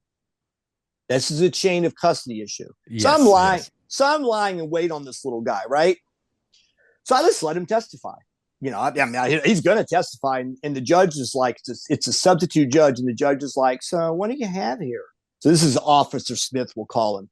And he goes, blah, blah, blah. In our fair city, that guy right there had this. And it's back from the lab, this marijuana. Here's the certificate. He offers that. I said, oh, Your Honor, I'm going to object to the introduction as evidence at this time, subject to cross-examination. She's like, you're going to object to the, yes, I'm objecting to. There's no chain of custody here. Well, but what you can do at that point is you can mark it for identification, but making a motion, which she doesn't have the authority to do, but making the motion to have it introduced and accepted as evidence is not yet here. I said, it is subject to cross-examination. She goes, well, I don't know why you're objecting to the certificate. Like, no one would ever object to that's a valid certificate. And I'm like, if you would just allow me, mark it for identification, but do not accept it as evidence until okay. So then she says, Mr. Moore, what questions do you have for the officer? And I'm like, your officer, and I looked right at the stamp, you're Officer Smith, right? Yeah, I said, Your Honor, there's your objection. That's that would be my motion for dismissal. And she goes, what? I said, well, clearly on the front of the certificate, it said submitted by Officer Jones. And there has been no Officer Jones testified, and he's rested. And he looks at the judge and he goes, you're not really listening to this, are you? He says this. He's like, you're not going to really listen to this. And she goes, well, and I said, Judge, he has testified that this certificate is attached to these drugs. I just asked him his name, and he said Smith. And whoever Jones is, and I went further, and I said, would you accept that the certificate says that the drugs were submitted by Jones? Would you agree with me? Well, yeah. I said, okay, there's my objection, and handed it back up. I said, Jones delivered it to Richmond. He's Smith. You can't overcome that. Well, I'm like, no, it's not well you think. Somebody named Jones has never testified here. Smith is here. Jones isn't. And then she finally dismissed it. He's hot, man. I think he's going to arrest me in the parking lot. He's going to find some way to arrest me. And my guy coming out, he goes, "What just happened?" I'm like, "You walked." And I said, "Really?" And I was like, "Yeah, screw it, whatever. Just keep your blunts inside the car now or whatever." But it was just funny to see that guy's reaction. And it was really difficult to get the judge to go along with that. But it was a classic case of chain of custody, like you said. And yeah. It seems like to me, like a lot of cases get like, if you ever find yourself in a situation where you have to go to court, get a lawyer, because like those are the things that lawyers don't miss. I miss that stuff all the time. I would have never known that. I would have never known to challenge the chain of custody. And like that's amazing. That's a great story on why people need lawyers when they go to court. well, and the biggest thing of all, and one of my law professors did you can find it on YouTube. It's about an hour long. The guy is brilliant. And the guy, he's a Harvard graduate, law professor at Harvard graduate. And he does a whole thing on why you never speak to the police. Yes. And years ago when I was teaching, when I was doing criminal justice law, I would show my cousin Vinny all the time. I would show, because when it comes to several aspects of a criminal trial, you can't top it. There's just courtroom theatrics, ways you handle juries, just incredible amount of information in that. Well, one night I'm talking about why you never speak to the police, and I referenced this great video that this law professor put up. And I said, "There's never any upside." And people are like, "But cops are honest." And I'm like, no. When they tell you they're trying to clear your name, bullshit. They're trying to get you to say something that's going to cause some problems. And I'm like, trying to build a case. Exactly. And I said, "Ask Martha Stewart." And they went, "Who's Martha Stewart?" So I explained who Martha Stewart is. And I said, "Look, she allegedly was being, I think she was being not interviewed, but investigated for potential insider trading.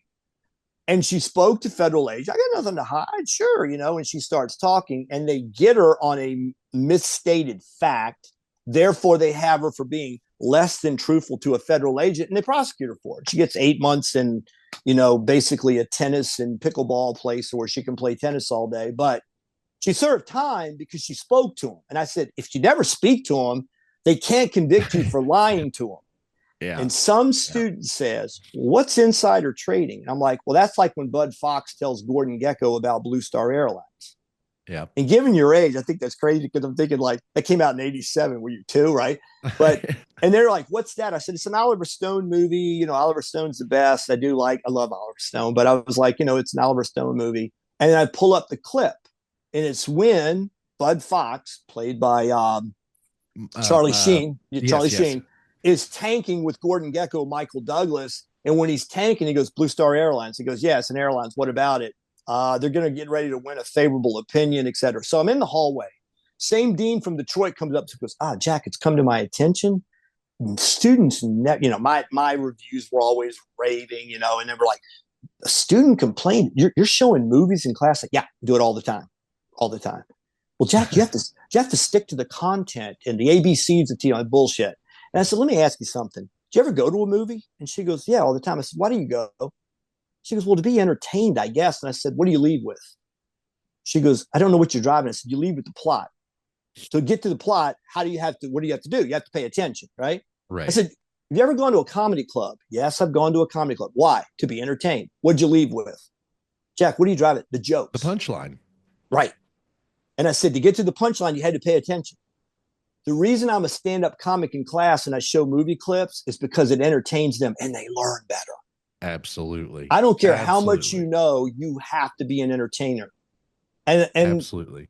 The two best people in my life for teaching, the two best people were the talk radio guy that I met, the Vietnam veteran, and a friend of mine who's probably the top throwing guy in the world, who works with quarterbacks, major league pitchers, pitching the big leagues. And both of them taught me more about presentation and how to teach than any two people I was ever around. Now, the pitching guy has a PhD, 2 master's degrees, and 2 bachelor's degrees. So, he is educated.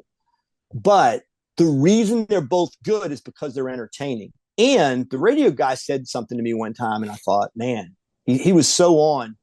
We're in the golden era of Don Imus into political talk, Rush Limbaugh, Gordon Liddy reading the newspaper on air and all that. And he asked me one time, he said, who do you think are the best radio guys? I was like, well, really, best radio guys, Stern, Limbaugh, Don Imus. He goes, you know what they all shared in common? So he goes, they spun records. I never thought about that. He goes, people that spin records have to get in and out of timing. You got to go to a commercial and then you got to do the bit. And you have to do it constantly within the hour. And when I did radio, you got a pie chart. There's first 5 minutes leading into the show. You play the introduction music. You got a hard break out, and you live your life in that circle. Yeah. And you learn how to get it. So when Liddy, who I thought was interesting, would go on the air, he goes, today I'm going to read the newspaper. This is G. Gordon Liddy, former FBI, jailed for Watergate, whatever. But he wasn't a radio guy. So what I really did learn, I thought Don Imus was fabulous. I loved Don Imus. He was a disc jockey. I thought Howard Stern was kind of awesome until recently. No, he's lost his way because I can't believe that a guy's defending the COVID regime and all the rest was the guy that used to shit on the whole apparatus. Yeah. Amen to that. That's my problem with Stern today is he changed somewhere I think he just people change with socioeconomic status. Yes. I think you're right. I think instead of leaning into it the wrong direction, going against that, I think Howard Stern leaned into it and followed his how he felt in his everyday life versus his radio personality. When he first started his radio personality, he was that guy. He was all over the place. He was against the establishment. He was against his bosses. He'd do stuff just on purpose just to get people's goat, right? And as his socioeconomic status started changing, all that stuff started receding. And it was like in 2015 or so, like after that little hump, he started more or less, in my opinion, just going with the grain instead of going against it, and it hurt his show. Yeah, and there's a part of it too. Like, have you become part of the grain? It's against the grain or part of it. Yes. And another thing I wonder, I think, wasn't it George Carlin that famously said, "I've always wondered when people enter heavy politics, potentially presidential candidates, they show you the Kennedy assassination from another angle." Yep. Yeah, that joke I thought was like, then they show you a different angle, and you're like, oh. So I also in my opinion, that's actually what happened to Donald Trump. Is his first presidency, he goes 4 years. He didn't know anything about anything, and when he first walked into those doors, they have all those briefings, they have this, they have that, and I think he's referenced it a few times when talking about the Kennedy assassination and UFOs and stuff. If you saw what they showed me, you wouldn't release it either. Well, that's what he told Andrew Napolitano. Napolitano, the judge, came out and said that in the days leading to his departure in 2021, he goes, "Hey, Donald, you did a lot of good, I think, here, and there's questions about the 2020 election, whatever, but you didn't fulfill one of your promises." Because wait, you never released all the Kennedy stuff. And he said, if you knew what I know about what they showed me, you wouldn't have as well, because it scared him so bad. So, yeah, I kind of wonder, like, what scared him so bad. And then he comes out and promises the dump. And, we talked about that to open the show. But I think what I struggle with the most about where the political landscape is, I remember reading, because it's a year before you're born, actually 1984, I was in college, and there was a big kind of media, Newsweek, Life, or Newsweek, Time, whatever. But you're not wrong. You're not wrong. It's going that direction. Well, yeah, but when I read 1984, and I think my first exposure, high school, whatever, I kept thinking, like, people wouldn't be batshit crazy enough to fall for something, then I'm watching it happen. So what really scared me about post-Trump, like, I was doing a show and a guy was like, "Are you very Republican political?" I said, "No, here's the deal. In 2000, I remember, I liked Reagan. That was my first vote as a teenager. But, and I thought, because somebody asked me about, can Trump really turn things around? Like, I tell you, I said, if you saw 79 and you saw gas prices, an Iranian hostage situation, and how weak and ineffective Jimmy Carter was, And a few years later, we're doing Top Gun and Rocky Four, where he's beating up on a Russian. Yeah, right. And then the SAT scores of entrance into the military academies is going through the roof. Everybody wanted to be an officer, officer and a gentleman. It's like there was a whole cultural shift, Yeah. in America, feeling good about being Americans again. And then the 90s was kind of sexy because they reined in Clinton after that first term. And then the midterms, the Republicans go in. They're all full of shit, Gingrich and all the rest. But what they're doing is kind of not doing anything. It's the Seinfeld era. So like Yeah. the 80s and 90s to me, but I'm of an age where it was like, that was the sexiest time ever. That was really. I'm with you. Like the 80s, like okay, I've only lived like 5 years through the 80s, but yeah, like the 80s and 90s were like they were great, man, because there was like, okay, so there was conflict a little bit, but there wasn't a whole lot of conflict, and the conflict that was happening it's been happening for frickin' centuries. right. So I I guess what it all boils down to is peace, right? I mean, we were really strong at that time, and it was like right after like the 90s, what happened in the early 90s, there was Operation Desert Storm, right? And right after Operation Desert Storm, there was, 10 years of peace. Yeah, I mean, see, we get caught up in imagery because, like, there's probably a lot of discussion about whether the Operation Desert Storm wasn't just more bullshit that we fell Yeah. for. But another part of the iconic 80s for me is the music. And, I just unearthed the 2004 Prince at the American Music Festival, or the awards show, when they were honoring George Harrison. But, I tell kids now, I'm like, there was Prince and then there was Prince, and they're like, who's Prince? Right. And I'm like, okay, you don't get it. Madonna, Michael Jackson, Prince. But another thing about these iconic images is Whitney at Super Bowl 25. We just went into the Gulf War. She's 28. She's in her heyday. I saw her twice live. She's the most beautiful woman you could ever imagine. She's tall, she's thin, she's gorgeous, and she has the pipes like no one else. And she's singing the national anthem, doing, as I've said, probably the best anyone's ever done anything. Oh, yeah. So everybody's kind of like, I remember the service members are saluting it, and she's doing, and there's the national anthem, and the jets fly over. We don't know what the hell's really going on. And we're in and out in 3 days, and it's like, yay, America. And you're right. We get some bogged down in some conflicts in the 90s, and 9/11 changes everything. But what I was going to say is, in 2000, it was Gore and Bush. I'm like, who cares? And then in 2004, it's like Gore and John Kerry. I'm like, and who cares? Right. And I remember Michael Malice, who I love and listen to a lot. Michael Malice says, no matter who you vote for, you get John McCain. So then it actually is John McCain and this Barack Obama who becomes a savior overnight. I'm kind of like, who the hell is this guy? No one has no history on him. Like, who is this guy? Okay, so now it's like, I don't give a shit. So then it's Barack Obama and Mittens Romney, and it's like, I don't care.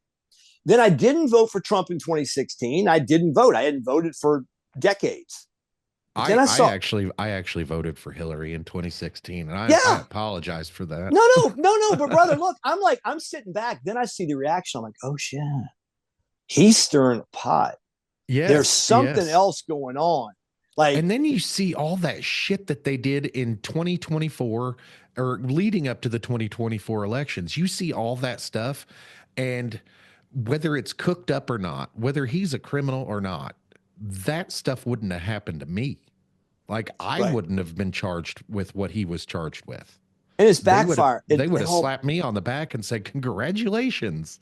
Yeah. And, it's one of those cultural things. And just to be raw, I remember seeing a black guy on the street in Atlanta, and he goes, I won't say the term he used, but that's my brother. Like, that's how black folks have been treated for centuries. Like, the way they're going after this guy, he's got my vote.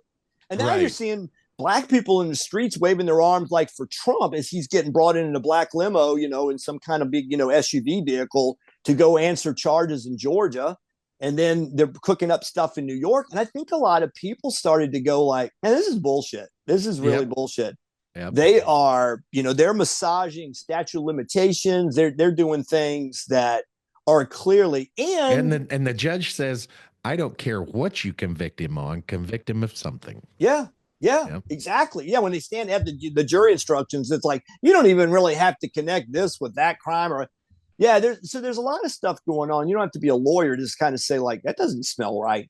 But Right. I will say because you opened with this about July 13th, I think it was July 13th. I was at a baseball game I coached in the summer league, and one of the guys there who is a son of a pastor, and he's an out there. I love the guy, but he's into a lot of conspiracies and things like that. You know, we're in a stadium in a certain part of Virginia. It's an old pro stadium we're in, and he turns to me and he goes, "Trump just got shot." Yeah. And I remember I was angry, and I thought back to several weeks before. I'm watching Tucker Carlson, and he goes, "They've tried lawfare." They've tried two impeachments, and he's going through this stuff because the only thing left to do is kill him. And I And then remember they Tucker. tried to do it. Well, then when it happened, right, I'm like, so then I hear the heroic return fire from the Secret Service. Oh, they took him out. They took him out immediately. Headshot. He's done. Then I see the video, like, yeah, after he got 8 rounds off, Right. and I'm kind of like, okay, so all right, you're gonna have to explain this to me. They've got the scope trained on this guy, and they're like, well, son of a bitch, he's got a rifle pointed at him, but we can't take him out till he actually shows us he's willing to shoot. Is that right? And the No, other no, thing, that's not right at all. no, I know, but I'm like, what other analysis of that? Because it wasn't like, bang, oh, let's go find him in the scope because Right. they shot fairly immediately after the volley of fire that this guy got off. Now, another thing I never understood about, I remember seeing, and it was really emotional. I saw a bearded guy that, you know, had a little, not a lot of, I mean, he might have been 40-ish or something like that, but he breaks down the whole attempt.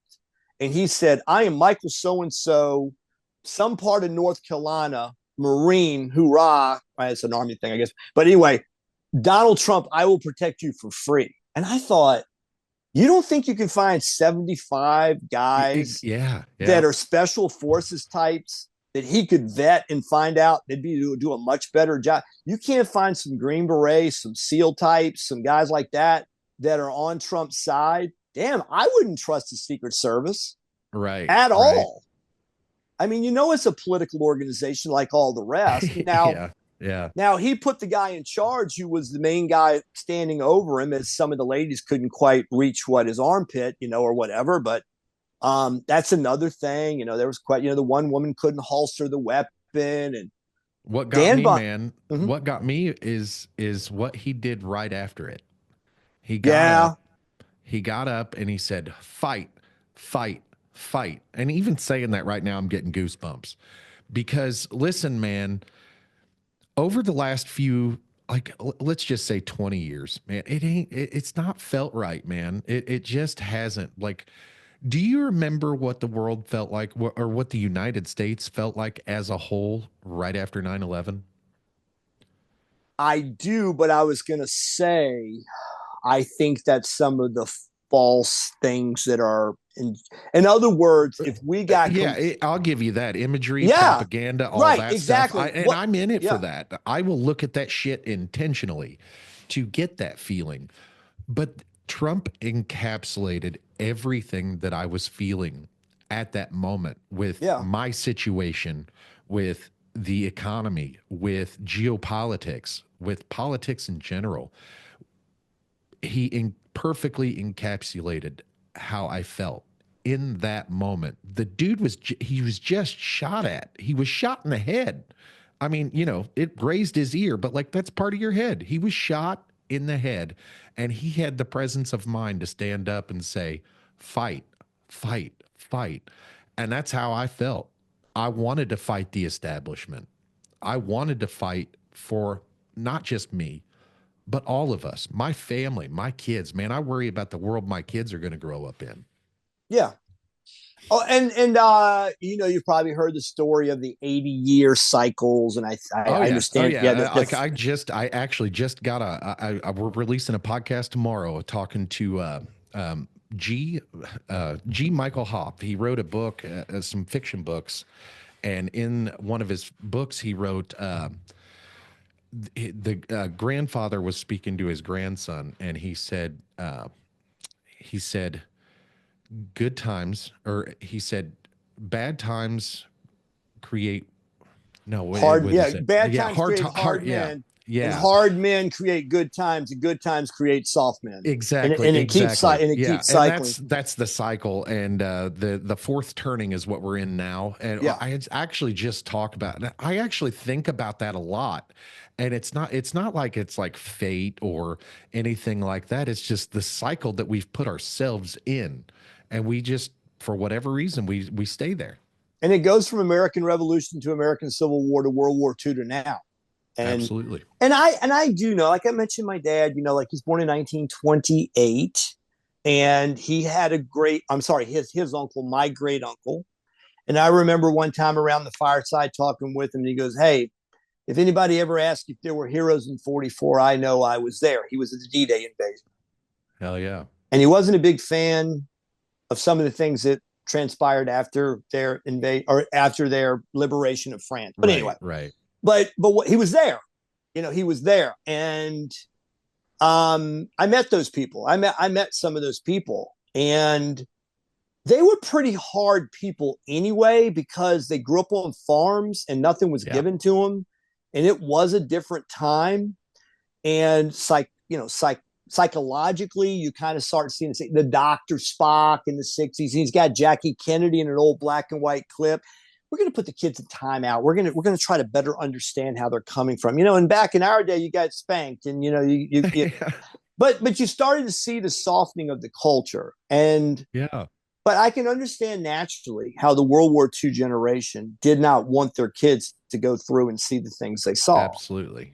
So you get Absolutely. a little bit of Korea. And what's interesting is, and well, I was saying this on another show, 1960, Huntley and Brinkley do the coverage of the 60 election, Nixon Kennedy, as Cronkite's doing it on CBS, but on ABC or NBC, they're NBC. They're doing the Huntley Brinkley.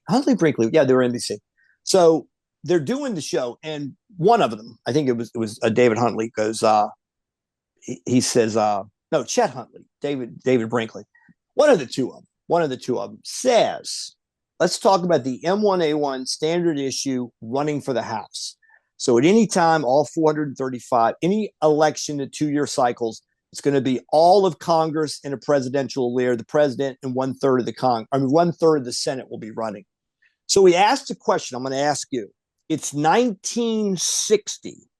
What percent of the people running, they're all male, pretty much, but all the people that are running for House seats, what percentage of them had served in the military?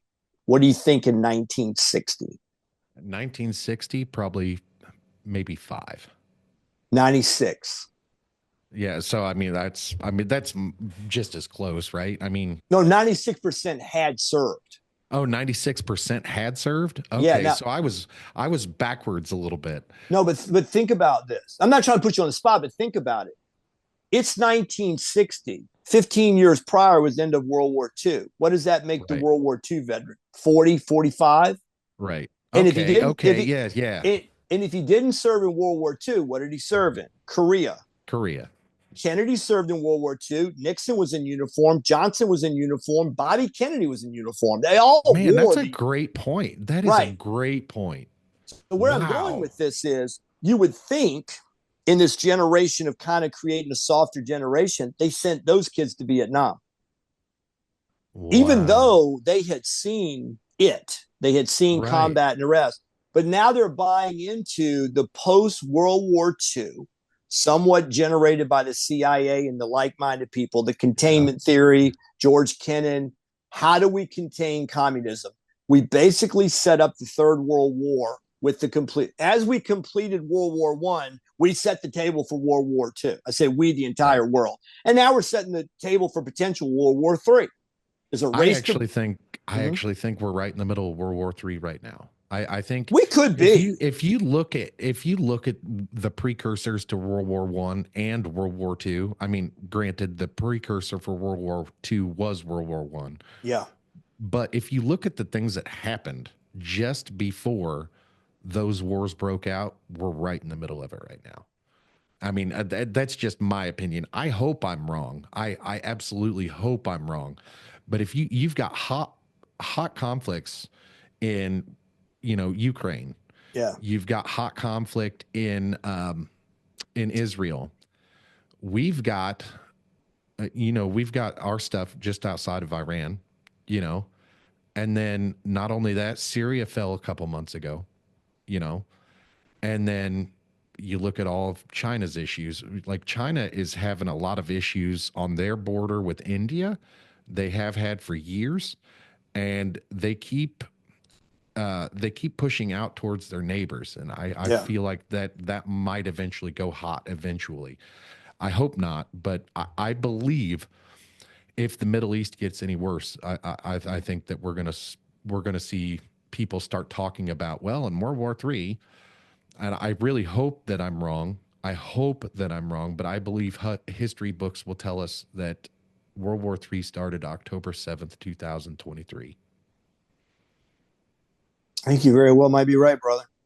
Yeah, well, and what is it like? Wars and rumors of wars. It's all biblical, and Yeah. ever since I was a kid, they'll say the final days will be some conflict in the Middle East, and as things would develop, I don't know any of that. I'm not a biblical If scholar. it's true, take me home. Yeah, yeah. I mean, we kind of go through those things about what is it in the big picture, and I do think we right now as brothers, as we're becoming brothers, we're partaking in what I think is changing the world. Because, Absolutely. Dialogue, open dialogue between well, people. and the fact that we have this lane or this avenue, because yeah, it's like when I said I wanted to get into radio 30 years ago. Your only entree into that was get a break or find somebody to give you a shot on the air, and because it was a limited number of stations. Then, as they started going into syndication, started going larger. Like I saw that whole thing happen at the station I was in. The local guy making any money, you couldn't do enough if you wanted to do advertisement for local businesses that wanted to advertise. Run Dynamis, run Rush Limbaugh, run whatever. You're going to get more play. You're going to get more advertising dollars for that. Why pay Jimmy $37,000 in Right. 1993 to go in there and have the Jimmy show that nobody gives a shit to listen to? So Right. Exactly. that started to put people out of business, and that's been the dynamic. So it lessened the voices more and more. And then it became this whole right left dynamic, although a lot of people on the left, and in a show I did recently, I said, we are all, because I got blown up the other day by somebody talking about he's an idiot jock type or something, because I have a lot of football and baseball stuff in my memorabilia thing here. Well, I think baseball, especially, is American history. I got a Jackie Yeah. Robinson Hey, doll over here. Okay. Jackie Robinson, pretty important to the story. Rosa Parks, absolutely. 1954. Jackie Robinson is court martialed in 1944 for not moving to the back of the bus. He is Hell with the yeah. post commander's wife, who was asked by the post commander to escort her to a point, and the bus driver at Fort Hood in that portion of Texas says, get to the back of the bus. She says he's not going anywhere. He fights it and wins. But anyway, Jackie Robinson's a hero of mine, right? He's a baseball player, or Absolutely. he's a great athlete. He was an All-American at UCLA. But there's a lot of history, and I talked about Secretariat here.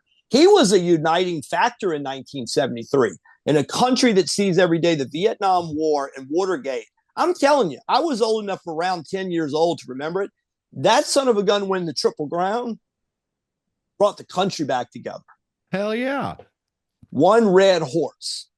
So that's sport. But that guy was a matinee idol. And today, 50 some odd years later, none of his Kentucky Derby or Preakness Belmont, none of his records have been broken. So he's a pretty badass horse. Okay. Hell yeah. So there's some history in the energy of sport that I think makes up some of American history. And some of it we probably, we make up in our head to be more important than it is. But where I'm going with this is I think most of us just want an America again that we feel is stable and alike, and it's just not that way. And we have sent young people around the world to get their limbs blown off and have their minds messed up. And that's not in the Constitution. The Article 1, Right. Section 8, it gives the power of Congress to declare war. That hasn't been done in a long, long time. So we're in a different world, and I don't know what any of this means. People have been predicting last days forever. In the 1940s, they thought Hitler was leading to that, and this is biblical. This will be the word, the final Armageddon, and all the rest. And we're 80 years past that. Is this the final call? I don't know. I don't know, any of that. None of us could, Right. but I do what I was going with this. So I do think the fact that this lane has opened up, there was the point I was going to make. It used to be you got famous by becoming famous. And Right. now it seems like everybody becomes famous for, well, actually, let me take that back to quote. You became famous by doing something. Right. You had to be distinguishing from everyone else. And now you're famous for being famous. Hell And yeah. yeah, and somebody said to me the other day, like the Haktua girl or something like that. And I'm like, but I've listened to her show. She's not actually that bad. oh, I don't think She's I'm pretty not. No, intelligent. no. Oh, I'm not. When I say that, listen. No, all I'm saying is the mechanism. Oh, I'm not Right, making right. any disparaging remarks about her and all the rest, whatever. But what I'm saying is, she's. It appears to me she's with the friend half drunk on a street, and a guy asks her a question about a sexual act, and she makes this sound or makes this reference to this act, and it goes viral. But Yeah. she doesn't wake up that morning saying, through the journalism Let's get school. famous today. Yes, Right. exactly. And some Yeah. would say she got exploited, and some would say whatever. People can say whatever, but what I'm saying is we live in that environment where even a moment that's an unguarded moment, what we're saying right now could end up blowing up. I mean, everything Hell we yeah. do could end up blowing up, and whether your intention is there or not. Um, there was an aspect of that 30 years ago. Something was Richard Jewell. Right. How, and I know Clint Eastwood did a movie sort of in defense of what happened to him, but I heard an FBI type say recently, like, hey, that guy basically got his ass handed to him because he lived with his mom or something and he wanted to be a cop, or he got that sort of Right. mall cop thing going. But he saved lives by identifying that some suspicious behavior might have been a bomb, and then all the community of that time in communications and/or journalism said, "Well, he's a weirdo and he lives with his mom in the basement, and therefore it's him." And then I don't know. Did he end up getting some kind of a settlement? I think in the end, with some of the Yeah. what? Yeah. It's that, and with podcasting, man, the reason there's lots of reasons why I started the podcast, but a big part of it is the dialogue between two people, right? Right. I see on social media every day people fucking hating each other, people screaming at each other, like obviously metaphorically in all caps or whatever, but people get mad at each other online and social media, and it's like they've forgotten how to talk to each other. And I feel like that if I can just somehow share my thoughts and opinions with the world and it makes the world a better place, then I've done my job. I thought the same thing going in. I really did. I thought the same thing going in, and I've already had, and I'm probably overly sensitive to certain things, because you don't. Now you think you're your mom and dad's kid that was raised to do the right thing, be kind to people, that kind of thing. And so then you get out in the real world and you put yourself on a stage like this, like we're all volunteering to do. And it's tough when somebody comes out and says something really mean about something, especially when they totally mischaracterize what you said. Right. And I'll give you an example, but I get it. I'll tell you. So I grew up.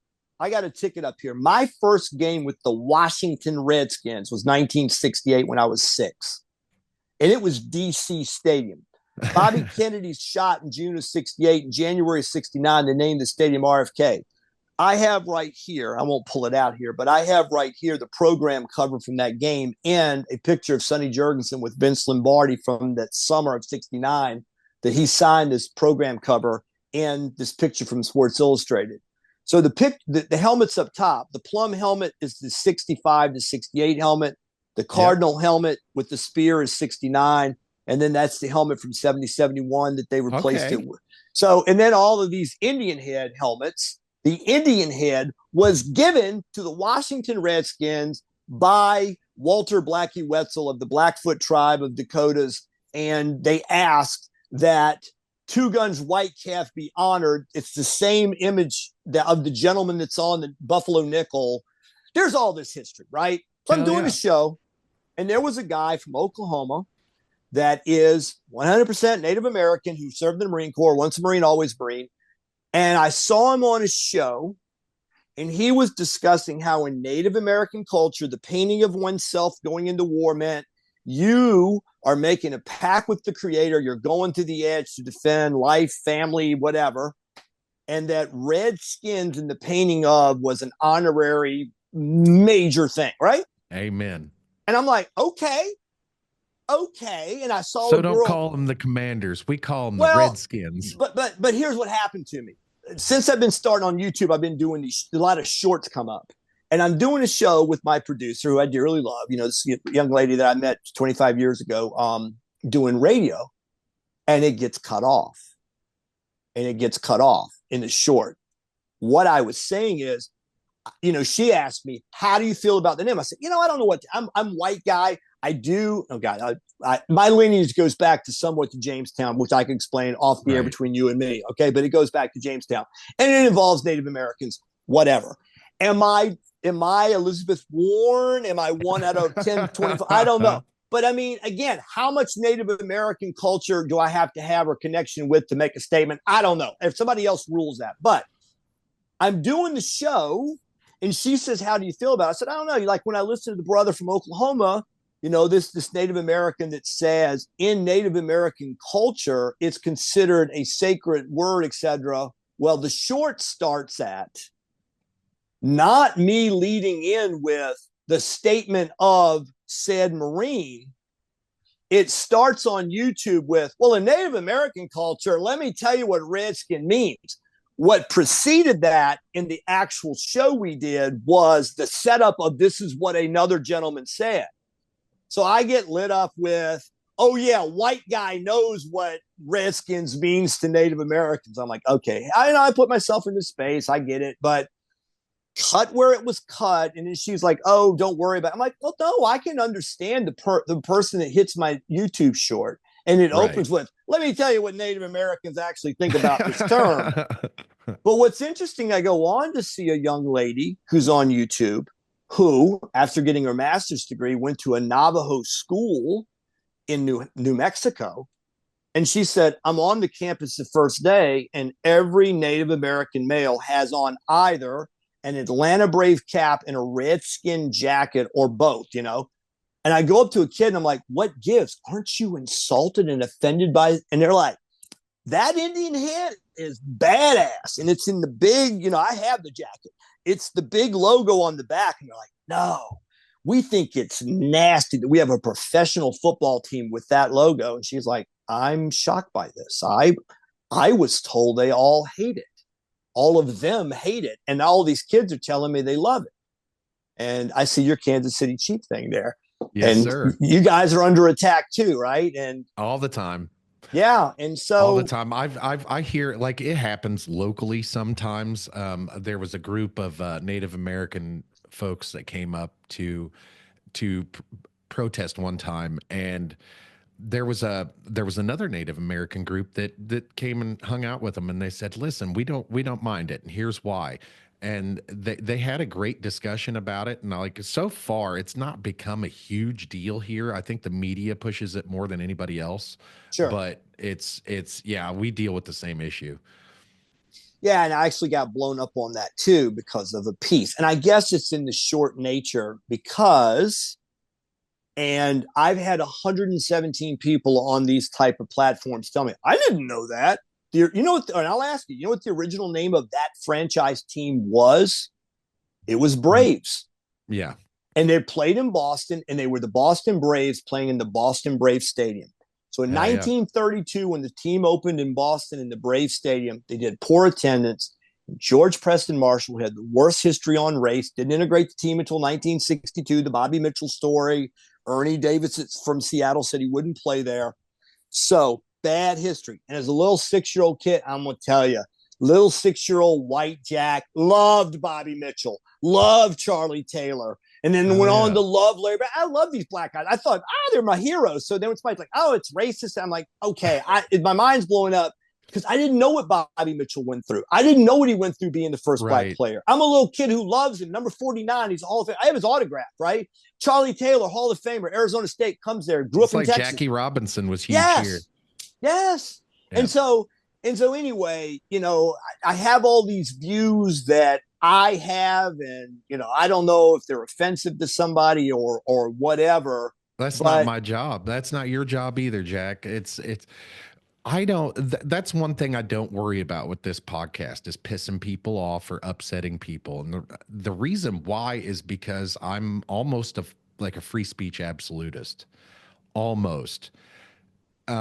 I don't care if I rub somebody the wrong way. They have the right to be pissed off, but I also well, have the right to say what I want, you know? no, brother, I'm with you, brother. My point is very much like this young lady was saying that goes to the Navajo Indian reservation, probably full of quite a bit of college propaganda that she received on Oh her way yeah. to her master's degree. And I mean, God bless this girl, but I'm not about to speak for her on this, but I think she probably went in with a little bit of wokeness as to, and now when she's seeing Native American kids wearing Redskin regalia, she's kind of, whoa, what gives? You have to be offended by this, right? No, I love it.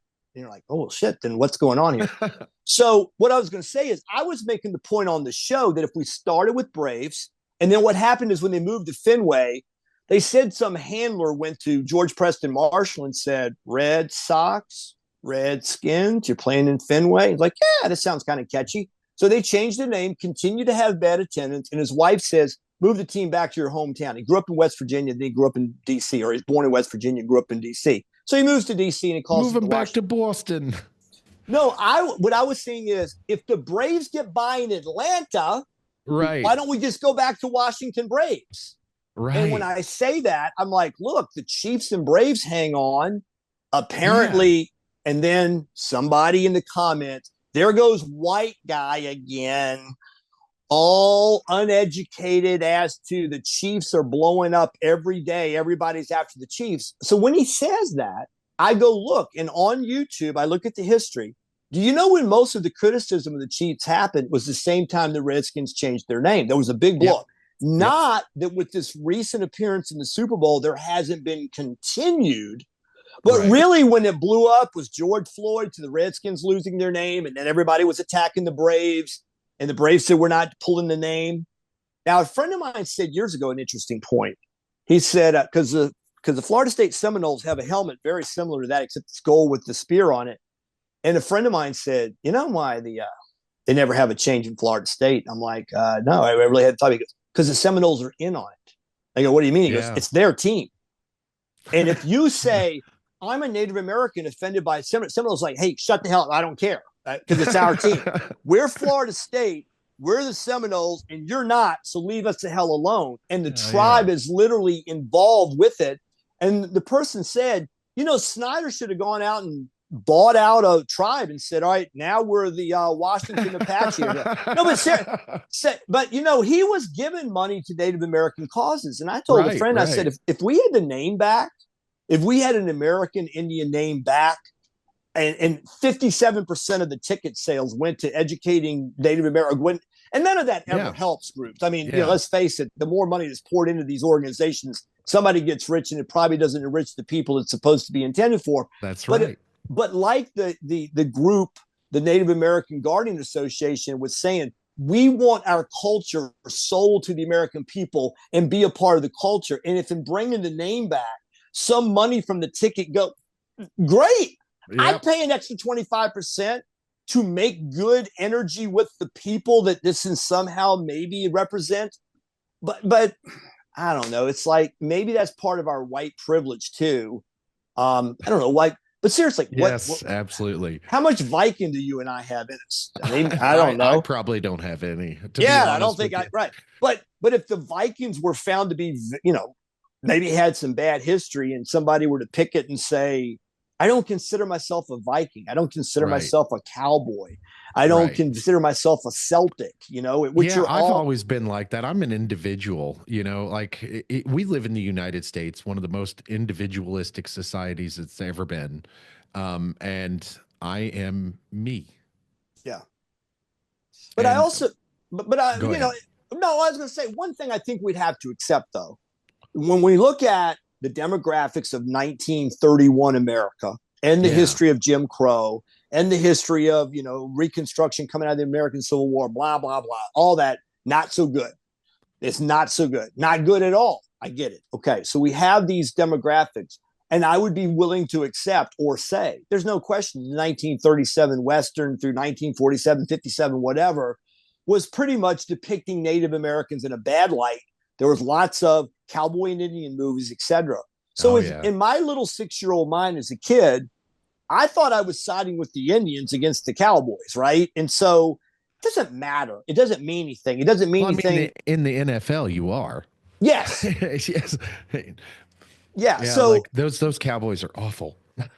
Right. But I didn't think of it as like, and again, formulating this in my 6 to 10 to 11, 12-year-old mind, I did see the irony of George Allen, to some degree Lombardi, but clearly George Allen, because Lombardi and Landry coached together with the Giants and had a rivalry at Green Bay and Dallas. So when he gets to Washington and then passes away, it starts to build a little bit of the Redskin Cowboy thing. There was some history between the organizations.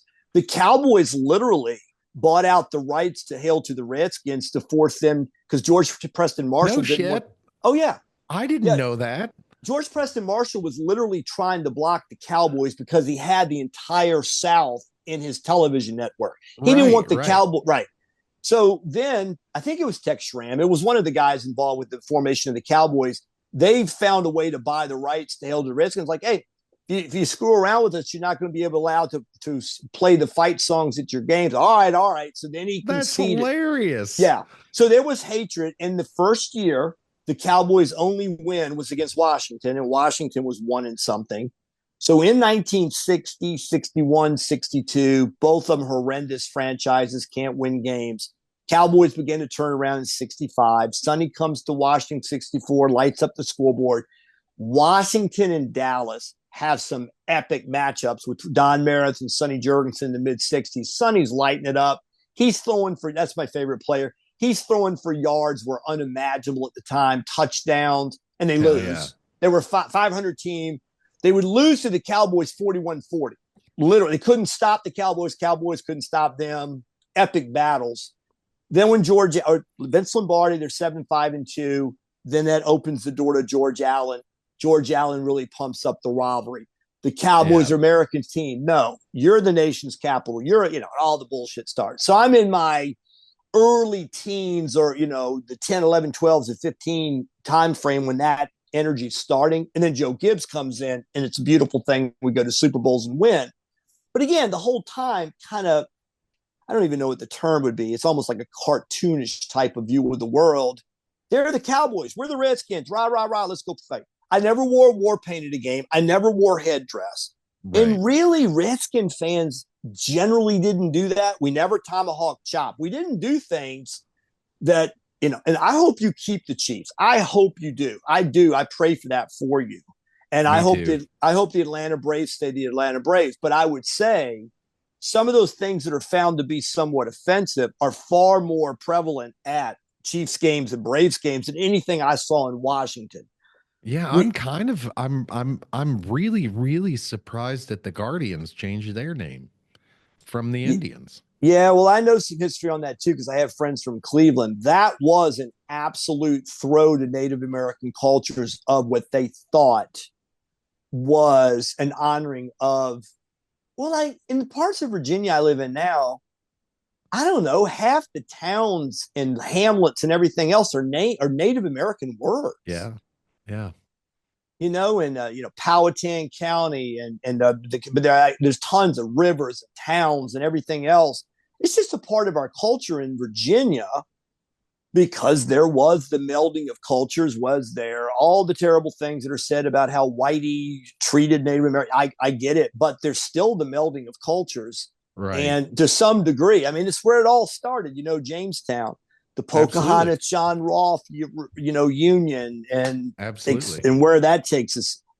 And people are like, well, there goes white guy whitewashing history again. I get it, whatever. But when we come to 1981, Joe Gibbs comes in. He's a Christian man from North Carolina. He's done a lot of beautiful things, including he was the guy that went down to Grambling to really helped Doug Williams make it to Tampa Bay, and then later brings him to Washington to be the first black quarterback to win a Super Bowl. So Joe Gibbs a pretty good guy on race, I would think. I tell you what, I've Yeah. seen a lot of black guys come on and say he was like a father to me, and I loved it. Hell yeah. All right. Hell yeah. So how about that? He was a part of this organization. He was proud of it. They won a lot of games. They won Super Bowls. None of the people were there like, yeah, we're winning Super Bowls with that proud Native American imagery on the side of the helmet given to us by Native Americans. But man, how much can we really disparage Native Americans in doing so? I mean, I don't think that was ever the mindset. However, I have heard the argument, we're just not your mascot. All right, I get it. I mean, when people say, but then you're like, are there any other groups of people? I mean, again, Celtics, I think Irish, right? Fighting Irish at Notre Dame. Fighting Irish. Do any of the Irish take offense to that? And I know somebody's going to hear that. They're actually supposed to. I mean, that's actually supposed to be offensive. So the Fighting Irish was like that's an offensive thing. I mean, so I could see back it when they used to fight each other. And so I was actually going to ask you about the Redskins because like I'm a huge football fan, a huge NFL fan. I'm a giant diehard Chiefs fan. Right. And we've got an embarrassment of riches. You know, we've got Patrick Mahomes, we've got, you know, Isaiah Pacheco, my favorite players, Travis Kelce. We've got Chris Jones on the other side. Yeah. But my heart broke for you, you know, for your team a couple of years ago when Alex Smith got hurt. Alex Smith is one of my favorite quarterbacks. He's a badass. And when he went down on that field, man, like that really hurt because I was an Alex Smith fan before because of Chiefs, you know. And man, when he got hurt and broke his leg, that was a shattering moment for Washington because they had as far as I know, they didn't really have much of a backup. And they didn't really have much of a plan. It was 33 years to the day after Theismann broke his leg. Oh, and no shit. I forgot about that. That's right. That is November, right. November 33 18th. years. Yeah. Yeah. November 18th, 85, and then 2018. I mentioned this earlier. My friend that I've associated with in throwing baseball is Tom House. And Tom has worked with Alex Smith. You know, he has Brady, Breeze. He's had a lot of superstars. And he always spoke, I'm going to say, very fondly of him. That he's a really stand-up guy. So, yeah, I mean, when we got rid of Cousins and picked him up, I thought, yeah, you're trading one guy that's kind of similar in skill set, but a little bit older. But I'd realized that Cousins, to me, had hit the wall. He can't push past a certain point. That's what he is. And God bless him, he's a nice guy, but I don't know that he's that guy. So for Smith to come in and then get injured the way he did and made the return that he did, and then that got kind of nasty, and there were some questions about how the organization sort of ran. It was just an ugly situation in the end. Yeah. What I was really impressed by in watching the documentary, his wife just seemed like such a doll, just such a sweet. Yeah. And I remember her saying, all I want is my husband to be healthy, period. Absolutely. Like, and you're like, you get that, right? There was a risk of him coming back to play, but she also understood he's a man. That's what he wants to do. He wanted to try to make that return. How close he came to not only losing his leg, almost losing his life. Yeah. And yeah, it's a tough game. There's tough situations. And yeah, I was a little heartbroken by that, or quite a bit heartbroken. There's been a lot of heartbreak. What we went through, poor Dwayne Haskins had a rough time, and then he passed, you know, his life is taken young. Gosh, man, I forgot about that too. Damn. Yeah, he was out of the organization by that time. But the all-time, and you might be able to, over there, the 21 towel. Yeah. That's for Sean Taylor. I was at his last game. I had the ticket from his last game he played against the Eagles, and the game followed after his death against the Bills. And I was at both of those games at Landover at the stadium. I will tell you this. Hell yeah. I've been going to games since 1968. So, God, I'm approaching 60 years of that. But he's the best athlete I ever saw. Now, I got a picture of LeVar Arrington up here. LeVar and Sean played together in that 2005 season, 2006 January game in Tampa. I was at that game. That's where I got that. Oh, well, I got the picture later, but that was at that game. I got the ticket there. So I've seen some special athletes. I saw Johnny Unitas. I saw Dan Fouts young. I saw Joe Namath. I saw Terry Bradshaw. Saw a lot of Sonny, as I mentioned. Saw a lot of quarterbacks. Saw a lot of athletes. I got the 6-year-old vision, the 10 years, 16-year-olds later. But as I go through the years, I think as I get older, because I argue with my players all the time, and everybody that's listening to me will hear the same story. 10 years ago, I was on a bus, and we get into this thing with guys that are then 19. And I'm like, guys, you didn't see the 80s. The players were better. And they're like, coach, players back then couldn't play today. And I was like, you don't think Lawrence Taylor could play today? And I'm actually in the town where Lawrence Taylor was born, Williamsburg, Virginia. And they're like, I said, dude, guys, I've seen Lawrence Taylor live and in person. You don't know what you're talking about. He's 6'3", 245-ish and ran a 4.5. And they're like, but I was like, no, don't give me that. They're better trained. No, they're not Lawrence Taylor. I'm just telling you Right. guys. The closest I thought coming along to being Taylor was LeVar Arrington, And God bless the kid that just got drafted 3rd overall from Penn State. I watched the highlight. I'm like, they're not Arrington. And They're Arrington is huge. Huge guy and could run. Yes. Yes. Sean Taylor's the biggest safety I've ever seen. I saw Champ Bailey good. I saw Champ Bailey, Deion Sanders, and Darryl Green on the same team, brother, in 2000.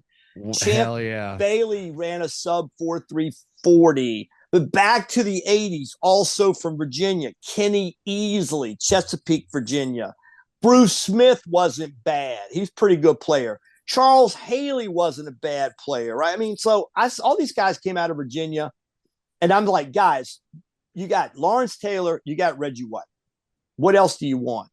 And I'm like, a little bit down the road, you got Larry Allen playing guards, bench pressing 700 pounds. You got Christian Okoye as a running back with your Chiefs back then. Hell yeah. And then what the Nigerian Nightmare. And what Steve Atwater famously did to him on that head-to-head collision. Oh, but I'm like, guys, I don't remember that, but I've seen the videos. Oh, I remember the weekend it happened. And Steve Atwater was a walking badass. I mean, he just was. So, I'm watching the draft this year. Now, one kid did make a point to me. He's like, Coach, the shoulder pads were bigger. And I'm like, it's true. So they had the more V shape because they did wear bigger racks and shoulder pads. It did make those pads didn't really do anything. Yeah, but they gave you a different view of the body type. So my point to them is what I went on to say. Maybe the greatest left tackle ever in my book is Anthony Munoz. He played baseball at Southern Cal. He played baseball. He was a left tackle. He was 6'6", 305-ish, could run, great body type. The guys will look like Twinkies to me today. When I was watching the draft, they're like, and so-and-so, 6'5", 337 pounds. And they come out in their suits and they're all round and everything. And I'm like, I don't think that looked like the body types of, what was Bruce Matthews and some, Dwight Stevenson. Yes. There was only a few players that looked like that, and they were named Refrigerator. Yeah. And he was 308 supposedly. But Joe Jacoby, there's a picture of Joe Jacoby beside Trent Williams. I got it on my phone. You can look for it, but it's pretty crazy because I'll show people the Trent Williams, who was a Hall of Famer that played left tackle for us and then went on to San Francisco. And I'm like, you like that? And they're like, yeah. Then I scan out, and I mean, Jacoby's that much taller. And he's V-shaped. Now, Jacoby played 6'7", 300 plus, and they're like, that's a guy from 1981 to 1993, 4 Super Bowls, 1 3. That's Joe Jacoby. Should be in the Hall of Fame. I'm like, Trent Williams, Joe Jacoby. So don't give me the guys are bigger, stronger, faster. I'm like, I don't think they're any of those. And then on the bus that night, I thought I kind of won the discussion. It ended. I said, all right, who's your generation's Bo Jackson? And then the bus got silent. And I'm like, I don't care. Guys, I don't give a rat's ass what you tell me about anybody you saw at the combine. They're not Bo Jackson. They're not Bo Jackson. Hell yeah. They're not the two-sport athlete. They're not throwing out guys from 330 feet off the wall. They're not hitting the home run in the All-Star game, 420 dead center. They're not running like him. They're not him. One of my favorite catches of all time was Bo Jackson climbing up the wall. In Baltimore. Reaching up with the glove. Yep. It's amazing. Honestly, I don't even remember that. I just watching the clips of it and stuff over time. I'm just like, man, I miss those days. Yeah, he was a. It's easy to say he's a freak, but I also ask it. Well, what is it they say now? They. Well, isn't it like testosterone production indoor levels down like 40%? It's the Yeah, plastic. It's whatever, right? So right. what is Bo? Bo's a kid growing up in Alabama. What's he doing? He's throwing rocks, running around chasing other kids, things he said he did. He's He's jumping out playing. of he's playing in Alabama heat. There's no air conditioning babies then. There's no so he's playing multiple sports. He can play at the major league level, plays an all-star. He can be an all-pro football player. You know the drill. Deion Sanders, Brian Jordan, guy Right. who grew up in New York, went to University of Richmond. There's a lot of that. Jay Schrader, one of the guys I thought was one of the most talented quarterbacks physically, could throw the ball. So I asked my friend Tom House one time. I said, Tom, just like in baseball, we have the 20 to 80 scale, 50 being an average major league tool. If you're a 50, you're an average tool. So a fastball today from the right side is 93 ticked up. That's a 50. That's an average. So I said, does the NFL look at a throw as being average? He goes, yeah, 58 yards. I'm like, okay. If you can throw it over 58, you're a little bit above average. You get in the 70 range, which is high end elite. You can throw a football. Do you know what the combine record is? I'll ask you. Do you know what the combine record is for how far a football was thrown? I'd say 75 yards. 89. You know who No it shit. is? You know who it is? Um, off the top of my head, right now, or I'll give you a hint. Late 80s. late 80s, Marino. Jeff George. No shit. Yeah. I mean, he had a cannon. He did. So I remember in a game with Schrader, who was this is my point. He was the third player picked in the major league draft in 1979 out of high school. Goes to UCLA. You could continue to play professional sport and play amateur football while you were a baseball player, as long as you couldn't play the sport you were professional in college. So he's going to UCLA. He's showing up late for football practice coming out of a minor league season. He leaves in the spring and therefore misses development with football. So he plays a couple of years with UCLA, and he's trying to chase his dream of playing Major League Baseball. He eventually doesn't hit well enough. He calls his quarterbacks coach, Homer Smith, and says, can you get me back in the draft? Bobby Beathard takes a shot at him in the third round, and he's on a talk show. I remember this, and they said, damn, Jay, just how far can you throw a football? And he goes, yeah, we were on the field the other day. I threw it from the goal line. I hit the 14. So on video, you can watch at the end of an 87 game. It's pouring rain in RFK. They have the ball in the 50. And it's the last play of the first half.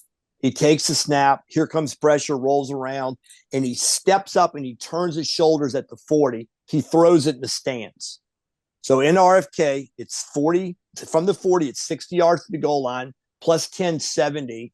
There's a fence about 5 yards deep of that, and he puts it in the stands. Hell yeah. So kind of best estimate, it's 75 plus in the air in a pouring rain. Yep. So I'm showing these kids in the Redskin Cowboy game of 1986. He hits Gary Clark. And I was like, guys, do the math. My friend tells me the average arm strength for an NFL quarterback is 58 yards. And I see now on TV, Aaron Rodgers will throw 160, and the announcer like, oh my God, he threw that ball close to 60 yards. And they'll just lose their mind. Which actually isn't even with his age, that's really nothing for Rodgers. Yeah, but Rodgers, he has a great arm. Don't get me wrong, but here's what I'm saying to these kids, and you can find this clip, and I always find it to show them. He drops back in Washington against the Cowboys, and here comes a defensive end, 6'6" range, big, rangy guy, does the hole right in front of him. And I'm not kidding. Schrader on his back foot goes like this, flicks his wrist and throws his pass. Gary Clark catches it. How far away do you think? You can do the measurement from where he threw it to where it's caught. How far do you think the distance is where he caught the ball? 80 yards. 60. 60 yards. But what I'm throwing is he throws a line drive 60 with the guy in his face on his back foot. He's backpedaling back and just like does that. And he hits Clark in stride. 60. So my friend's saying, heave ho, give it all you got. If you can throw it 58, you're an average arm. He just off his back foot with the guy in his face, flicked his wrist and threw it 60. Yeah, so, yeah. Patrick Mahomes makes it look easy too. He does. He does. He's got that. He's so. If you ever watch him up close, he kind of slings that ball like a baseball. Yeah, he's a baseball guy. His father pitched in the big leagues. Yeah. That's what I noticed about him coming in. I said, this guy's different. My wife's like, what do you mean? I was like, look at how he's throwing that. Look how he's throwing that football.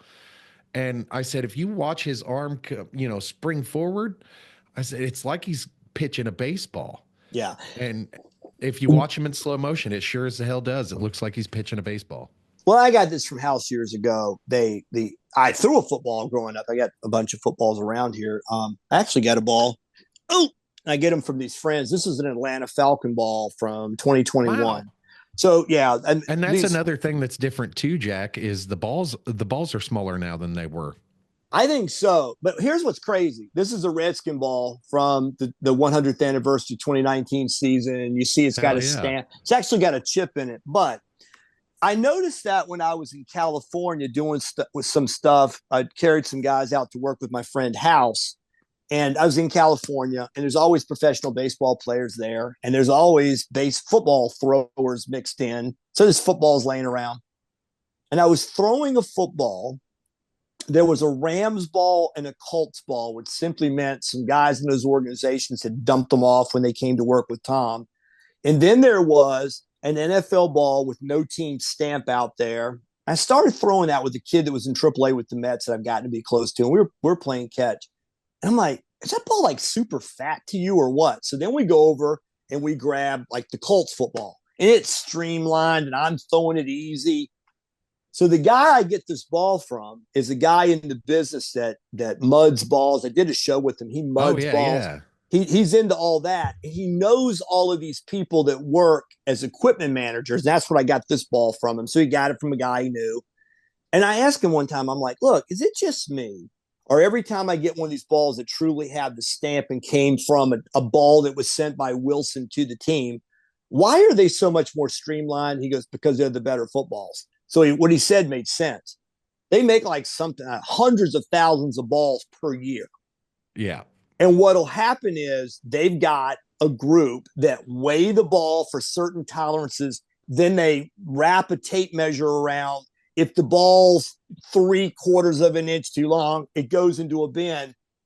Not to be disparaging, but it's going to end up at Dick's Sporting Goods. Yeah. So you go to Dick's and buy the ball off the rack, and you clean it up. You can mud it. You can do whatever. It's never going to quite feel like this ball. Right. So a lot of what I do with the kids is I take some ball. I mean, my pitchers are great. We throw football all the time. And what I'm making them understand, and I kind of learned it over time, and it's what you're seeing with Mahomes.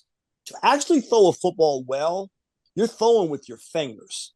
Absolutely. So the guys that really spin it well, it's a process of how they hold it and how they spin it. Take some hand strength, some arm strength, but they're not just slinging it. It's an art to how you spin the football. Right. And if you spin it better, you get better results. That's right. And that's why larger hand guys tend to be better quarterbacks. It can help. Which is why everybody was worried about Mahomes, because he's got little bitty hands. I didn't know that.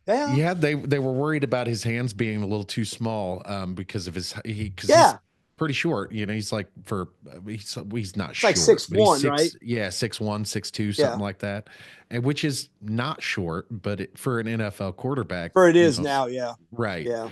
So yeah, that's one thing that they were worried about, and I just looking at the way he threw the ball, I was like, man, he's got it. I mean, there's it might come loose every once in a while, but it's fine. Yeah, I look at him and I look at the kid with the Bills, and I know that there's some people. I know I love Josh Allen too. Yeah, I know it's an old man bias, but I tell you where it really struck me again the other day, the whole old man bias I have. I'm flipping through YouTube, and it might just be I'm in my 20s at the time, and you're being born at the time, but I caught an 86 Celtics Lakers game. I'm like, oh my God, that's Magic, that's Bird, that's Jabbar, that's Parrish, McHale, it's Worthy. And brother, I'm looking at that. I'm like, damn, them bastards were. I don't give a shit what anybody said. They're better. And I said, kids like, oh, have you seen some kid I've never heard of? I'm like, I'm sorry, guys. The '92 Dream Team was better than the former or the last Dream Team. I don't care what era you go into. Jordan, Bird, and Magic Johnson. That was some of those guys were the tail end of their career, and that 1992 Dream Team. But it was pretty incredible to get that crew of guys together, and I don't think it ever got better. I I'm don't think it was ever better. I'm with you. I think that the focus on offense has taken a lot from the game. And I'm an offense guy. I love offense. But there's something to be said for a good old fashioned defensive slugfest, you know? Yeah, well, the guys asked me too just the other day. They're like, "Well, who do you think was the greatest shooter of all time?" And I said, "Well, coming out of college, statistically, it has to be Maravich, just because he scored 44." It's like, guys, he averaged 44 points a game. 44 points a game. He had no 3-point shot. What the hell would he have done with a 3-point shot? Pete Maravich. Then they kind of conceptualized, what was he, like 5'8"? I'm like, nah, he was 6'4". Maravich was 6'4". Another one I had with the kid, I said, I'll tell you another guy. I'm not sure he wasn't as great as anyone's ever played, Jim Brown. And they're like, yeah, but coach, what did he play in the 30s? I'm like, no, he played from the 50s into the 60s. So I started to talk about Jim. I said, okay, to one of his kids, I said, okay, how big was Jim Brown? He goes, 5'11". I said, no, he was 6'2", 235. He goes, he was 6'2"? I was like, dude, I sat beside him and got a picture taken with him. He's a massive guy. He passed away. God bless Right. him. He was the sweetest guy ever to me. I went up and said, Mr. Brown, can I get a picture? Come on in, brother. And I was like, wow, it's Jim Brown. It's Jim Brown, right? So I'm sitting with Jim Brown. But yeah, I'm like, damn, that's a big dude. Jim's big. And then I saw Lawrence Taylor. I saw Dick Butkus. I saw Jack Lambert. And I saw these older guys. They're not small people. They're just not.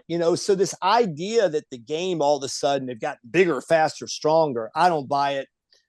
And Conditioning may be on the higher end, the more well-known players. Their conditioning might be a little better, but I don't see maybe faster. The speed of the game may be faster, but I honestly don't see much difference between the older games and the newer games, except there's more rules now. well, and see, that's where I'm kind of hamstrung too, because I swear to you, I'm trying to be honest with myself. I really am all the time because I'm wondering, but I last count, I've worked with probably 100 guys that have played professional baseball, 15, 18 or so have played in the big leagues. So I'm in a hot spot of being around Reynolds. I saw Zimmerman. I never worked with him, but Roop. And then I had Kadire and, did some stuff with Kadire and Verlander, coached him.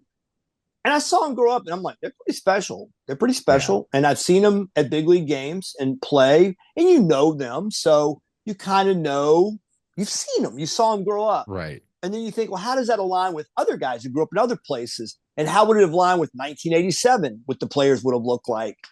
And what I see as minor league baseball in my eyes is going down. It doesn't look as good. When I go to big league, I went to spring training last year, both Arizona and Florida, and I see guys that are sexy. I see them, I'm kind of like, I'll tell you a guy I saw 2 years ago was Xander Bogaerts, played for Boston before he left and went to the Padres. That guy is amazing. He's electric. And then people told me, you got to see Mookie Betts. I haven't.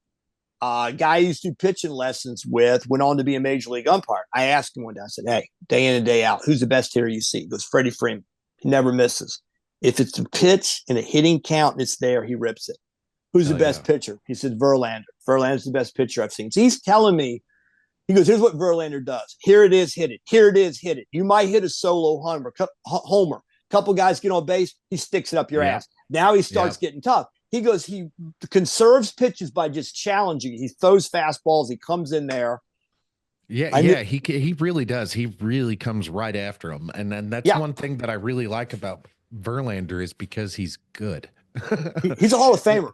Right. It's when you're watching those, so I've not gotten a chance to watch baseball yet this season because like I'm poor and broke, and now everything is on FanDuel for Yeah. Kansas City. So it kind of pissed me off, and I'm not boycotting the season. I'm just not watching.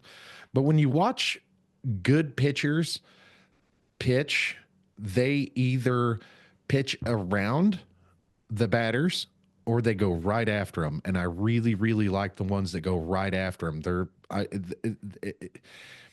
To me, it's like, why hide yourself if you're that good? You know what I mean? And then there's other pitchers who are like, when they pitch around the batters, it's not because they can't come right after them. It's just because that's the way they play. They have more pitches that they can expend. Yeah, and I'm struggling right now with the kids I'm working with, and they're buying in. They really are, but there has been a great premium put on velocity over the last, I say, 2 decades. And it's, Velocity means it's like less accurate, right? well, it doesn't have to. That's a key point. It doesn't have to. And I love my kids, and I could not have a greater association with any human being on earth than Tom House and the things I've learned from Tom. We've all been chasing efficiency. So Right. there is all these ideas about biomechanics, the kinetic chain, how do you make things happen best? However, what has fallen into the mindscape? Because I was at a camp 35 years ago, and I remember it was a blowhard fill in the. I'm being critical, but it's some coach from a university goes, "We at fill in the blank university, we're looking for 91 from the right hander and 87 from a left hand," which are like major league numbers at the time, like an average Right. fastball for a right and left hander. And I kind of leaned to a guy and I'm like, "Who won your most games last year?" He goes, "We had a walk on left hander through 75. He won 11 games or something." So there's always been the ability to pitch, feel, move the ball around. And this makes a lot of sense. I'll tell you some stuff I've learned from House. There are three types of velocity. There's actual velocity, what the gun says. There's perceived velocity, what the hitter thinks he sees. And there's effective velocity, how do you change the speed? So for the example, the argument goes, you're seeing me like directly on. So I'm a right-handed pitcher throwing to you. If I go across face and stick a fastball 90 miles an hour all the way down, at the outer part of the zone, away from your eyes, you see 84. If I throw it right down the middle as a benchmark, we'll call it 90. I throw it up underneath your chin, you see 96. You see +6 near your face, middle is the number, and 84. So I'll give you an example. Tom told me a story about a prominent major league pitcher that he'd worked with growing up. Calls him up one night and he goes, "Damn, man, I couldn't do anything right tonight." He goes, "Give me an example." He goes, "Well, I throw fastball away to a household name left-hander. I go fastball away, stick the pitch, come back slider. He shits on, hits it off the wall for a triple." And I'm like, he goes, "Well, do the math. What was your fastball tonight?" He goes, "I don't know, 92, 94." He goes, "Okay, 92 away." He saw 86. And he goes, "Yeah." You came slider. You changed the spin and the location back into the left-hander. What were you throwing the slider? I don't know, 81, 83 +6. He saw the same pitch. And he went, "Oh yeah, you're right." So the hitter's swinging often at timing and velocity. So you go away. So That's interesting. Wow. so I Tom's didn't even so think about stuff like that. so Tom said that they start to study Maddox, who, and they're writing a book, because the gentleman writes a book based upon all this information. And they kind of study Maddox because of these great patterns he throws. And he never seems to get burned. He's writing the book in his own head. He's not doing their research. He does it. It's kind of like when you pitch, it's the punch dummy thing. You get Right. you get him in, you get him over, you get. So Tom asked him one time, he's like, "Hey, so you got a sequence that works well?" And he goes, "Well, I got one that if I do execute the three pitches, they never put it in play well at all." And he goes, "What's that?" He goes, "I'll go change up in to a right hander. I'll go change up in. I'll go change up away, fastball in." So he goes, "Do the math." His 78-mile-an-hour changeup just became 84-ish. Then it became 72-ish on the outer half away. Then his 88 fastball back up and in became 94. So a guy saw 72 and 94 in two pitches. Hell And yeah. nobody catches up to that. And I remember as a spectator or a fan watching TV, I would see Maddox break a bat on a guy with 80. I'm like, "Damn, this guy's throwing 94. It's because of the last pitch." Right. So when they followed him, Tom would classify or define an at-risk pitch as a pitch you throw within the next pitch within 6 miles an hour to the batter's eyes. That's at risk. If Okay. it's within 6. They chart him for a year and he throws like 6 all year. Like all year he throws 6. So he never does it. So I was talking to my guys and I said, what's wrong generationally for you too is you're playing travel ball. Everybody calls pitches. So that's a big thing. And I'm, working on it with my coaches that I love, that I work with now. I'm like, guys, they'll never get any better unless they call their own pitches. But they called something stupid the other day. I said, they can't feel how to pitch. They can't ever learn it if you're doing it for them. You're at 90 degrees looking in and trying to decide in, out, up, down, what you're doing to the hitter. They have to feel it from straight on. I didn't pitch in the big leagues. I pitched in college. I'm not a Cy Young Award winner, but I know this. When I pitched, I threw the next pitch to you based on the information I got from you from the last pitch. And again, I'm not trying to make this comparison at all. I'm just talking about kind of a common understanding. I was watching Maddox one time, and they're like, did you go in the game with the whole plan? He goes, no, I threw every pitch based on the last pitch. I'm like, what do you mean? He goes, when I threw a pitch, you fouled it off, your eyes went, whatever. I got information. Oh, okay. He did that. Now let me break curveball. Or, oh, now let me go back in. He goes, whatever you gave me is information. How you fouled it off, how you chased it, how you tracked it, that gave me the information. Crazy thing is, this just came out on YouTube. How do you think he decided on the next pitch with the catcher?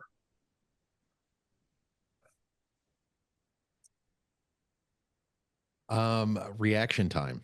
How he caught the ball. Okay. I'm saying. So what I'm saying is, when Maddox threw a pitch and now he was like, oh, I'm going to go change up on the next pitch, he had automatically decided that when the catcher threw it back, if he caught the ball and moved the glove back towards him, that was changeup. If he went out and got it, that was fastball. If he got it and he wiped his chin with his glove, it was curveball. And I saw Smoltz talking, because we're laughing our ass off. We're in the dugout watching him call the entire game with his glove, how he caught the ball from the catcher. And the catcher he tosses the ball back. However Maddox catches it is telling him. So he's not only thrown the pitch, he's decided the next pitch, and he does it by however he catches the ball. He did his whole half of his career. Nobody ever caught on to it. Hell yeah. But how quick does your mind have to be to make that decision as you're catching the ball back? You throw a pitch, here comes ball back, and he's like, all right, I know the next thing I want to do. And so when I listen to him, again, I'm not in his world. He's a Hall of Famer, but I understand that he's saying, like, there's cues the hitter gives you. You pitch to the cues. There's no standard, hey, coach, over in the dugout at 90 degrees, what do you see? You don't see shit. You're the one that threw the pitch. You're the ones that see the reaction. So the kids are retarded in growth. Oh, can I say that? Yes, you can say that. Yeah, they've had loss in development because throughout the time, plus from the conviction factor. And Tom has said this. He told this to a group of coaches I was with one time. He goes, guys, they're on the mound like, hey, dumbass, you called it. They have no conviction. They throw the pitch, it gets hit 6 miles. They're like, hey, you're the one that called it, dumbass. I didn't have anything to do with it. Right. So they don't have any kind of stake in the outcome. They're just throwing whatever you call. The catchers don't know anything. So there's a lot of developmental factors, and that's a long answer to. They're getting to the big leagues, and they have no feel how to pitch. They don't have any feel how to pitch. Right. Well, Jack, it's been 3 hours, brother. 3 hours. And I know I'll say this because we got to do this again. Absolutely, yeah. Man. I've got your contact. I've got Laura in the emails, and I actually got to go get my boys. Otherwise, I would stay on chat a little longer. But one more question for you. Yeah. How do you feel about the shift? I'm not a fan. Not a fan. Me. You mean eliminating the shift? You mean? I want to eliminate the shift. Oh no, I was okay with. I was okay with it because the rule had always been 8 guys in fair ground. The catcher's the only one that could play, and absolutely. I was always. And they did it to Ted Williams. And by the way, Ted Williams is a god. I saw him speak one time, and he opened up in 1986. He said, "Young men, one day you'll tell your grandchildren you saw Ted Williams, and he was tall, lean, and good looking. He was a Marine. He was the guy John Wayne played. He's a fighter pilot. Yeah, I love. But hey, what they did to him is to put everybody in right field, and he said, "Screw it, I'll hit it through." And that was baseball. Lou Boudreau was one of that came up with that. And I think Buddy Dwyer was the other manager or something. But the people attacked Williams by it's like, oh, you want to hit the ball on that side of the field? And I always thought if you want to end the shift, punch it the other way. Punch it the other way until they come back. That's exactly what I actually learned that from Ned Yost. He absolutely hated the shift. And when asked about it, they said, "Well, Ned, you know, you're a pretty big proponent against the shift, but the Kansas City Royals are, you know, they're the ones that use it the most this year." And they're like, "Why is that?" And he's like, "Well, we're just going to show them why we don't like it because it wins. Yeah. It's pretty much cheating," he said. Yeah, but I don't know. It's strange things to me about like in the NFL when they went to, oh, you want to kick the extra point? We'll put the ball here. Oh, you want to go for the 2 point convert? And I'm like, no, you put the ball They somewhere. There they're has to moving the be, goalpost. well, because the extra point was too easy. But then I thought, well, the days of lining up for the extra point, picked it up and got the 2 points with a fake, that's out. Right. That's out because if you're going to run the 2 point, you got to go up there and say, hey, declaration to everybody, we're going to run a play. Or Right. you back up to the 15 and kick an extra point because it was too easy. And the other thing that happened this year with that new way of doing the kickoff, the first thing that went through my, what do you do with an onside kick? Oh, you declare it. Oh, you mean the surprise onside kick like it was in the famous Super Bowl with the Saints and Cole? That's out. That's out now. Right. Unless you go, yoo-hoo, we're going to onside kick. Oh, you're going to surprise us with it. Yeah. Act like you're surprised. You know, and you're like, what the hell is that? Like, it's line up here unless you decide. So, in the same sense, there's something about the nature of the game that I thought, why can't you put 8 people or 7 people other than the pitcher on the right field line? If you want to, it may be dumb. It may be dumb as hell, but if you do that, you might suffer the consequences. He backsides the ball to the other side of the field, but you should have every right to put the infielders, outfielders, wherever you want. Absolutely. You know, and then they're like, well, there's too many shifts being run, so now we're going to say no shift. And I'm like, that's kind of artificial. So you're telling the middle infielder, one step over here, and you're in trouble. You can't stand there. And I'm like, where's that rule from? Again, the rule book used to say all the people had to be in fair ground other than the catcher. Right. And there have been people that have said, well, how's that first baseman have his foot just outside of foul ground when he's holding a runner? True. Technically, their feet are supposed to be in. You're not supposed to be in foul ground. But that's baseball. So I'm an old school guy on a lot of that. A lot of the new rules. Yeah. Me too. I love old school. I struggle with it. The timing stuff, I think forcing guys to pitch faster hasn't been a bad thing at all. But the elimination of 4 pitches to get a walk bothered me. The intentional pass just put him on. There's the famous. Oh, I hated that. Yeah. I hated that, man. It was painful when the first couple times I had to watch it. I was like, what did they? Oh, I forgot the rule change. But I mean, it is what it is. It is what it is. And like you were saying, it's we're old school, and you know things got to change sometimes, man. Well, the part that bothered me too was there were so many changes so they could get more revenue from commercials. They said, well, now do I think? But if I've seen the studies they say that show the younger fans being drawn in more because the game's getting sexier because it's moving faster. I get it. It is a boring game. Like, and I don't know, you're much younger than I am, but I can sit, like I was sitting in a ballpark with a young lady 2 years ago, and there was a runner at third, and there's a guy up, and there's another guy up. Yeah. And I'm like, he's going to pitch around this guy. She's like, what do you mean? I said, he's going to pitch around this guy. 1 out. And he's going to pitch around, hope he gets a ground ball, double plays out of the inning. Sure enough, he's all around the zone, misses, ball 4, guys on first. 2 pitches in, ground ball to short to second to first, double play, game, innings over. She goes, how did you know that? I said, what was the upside of pitching to that guy? You pitch this guy, it's a weak ground ball to the right side.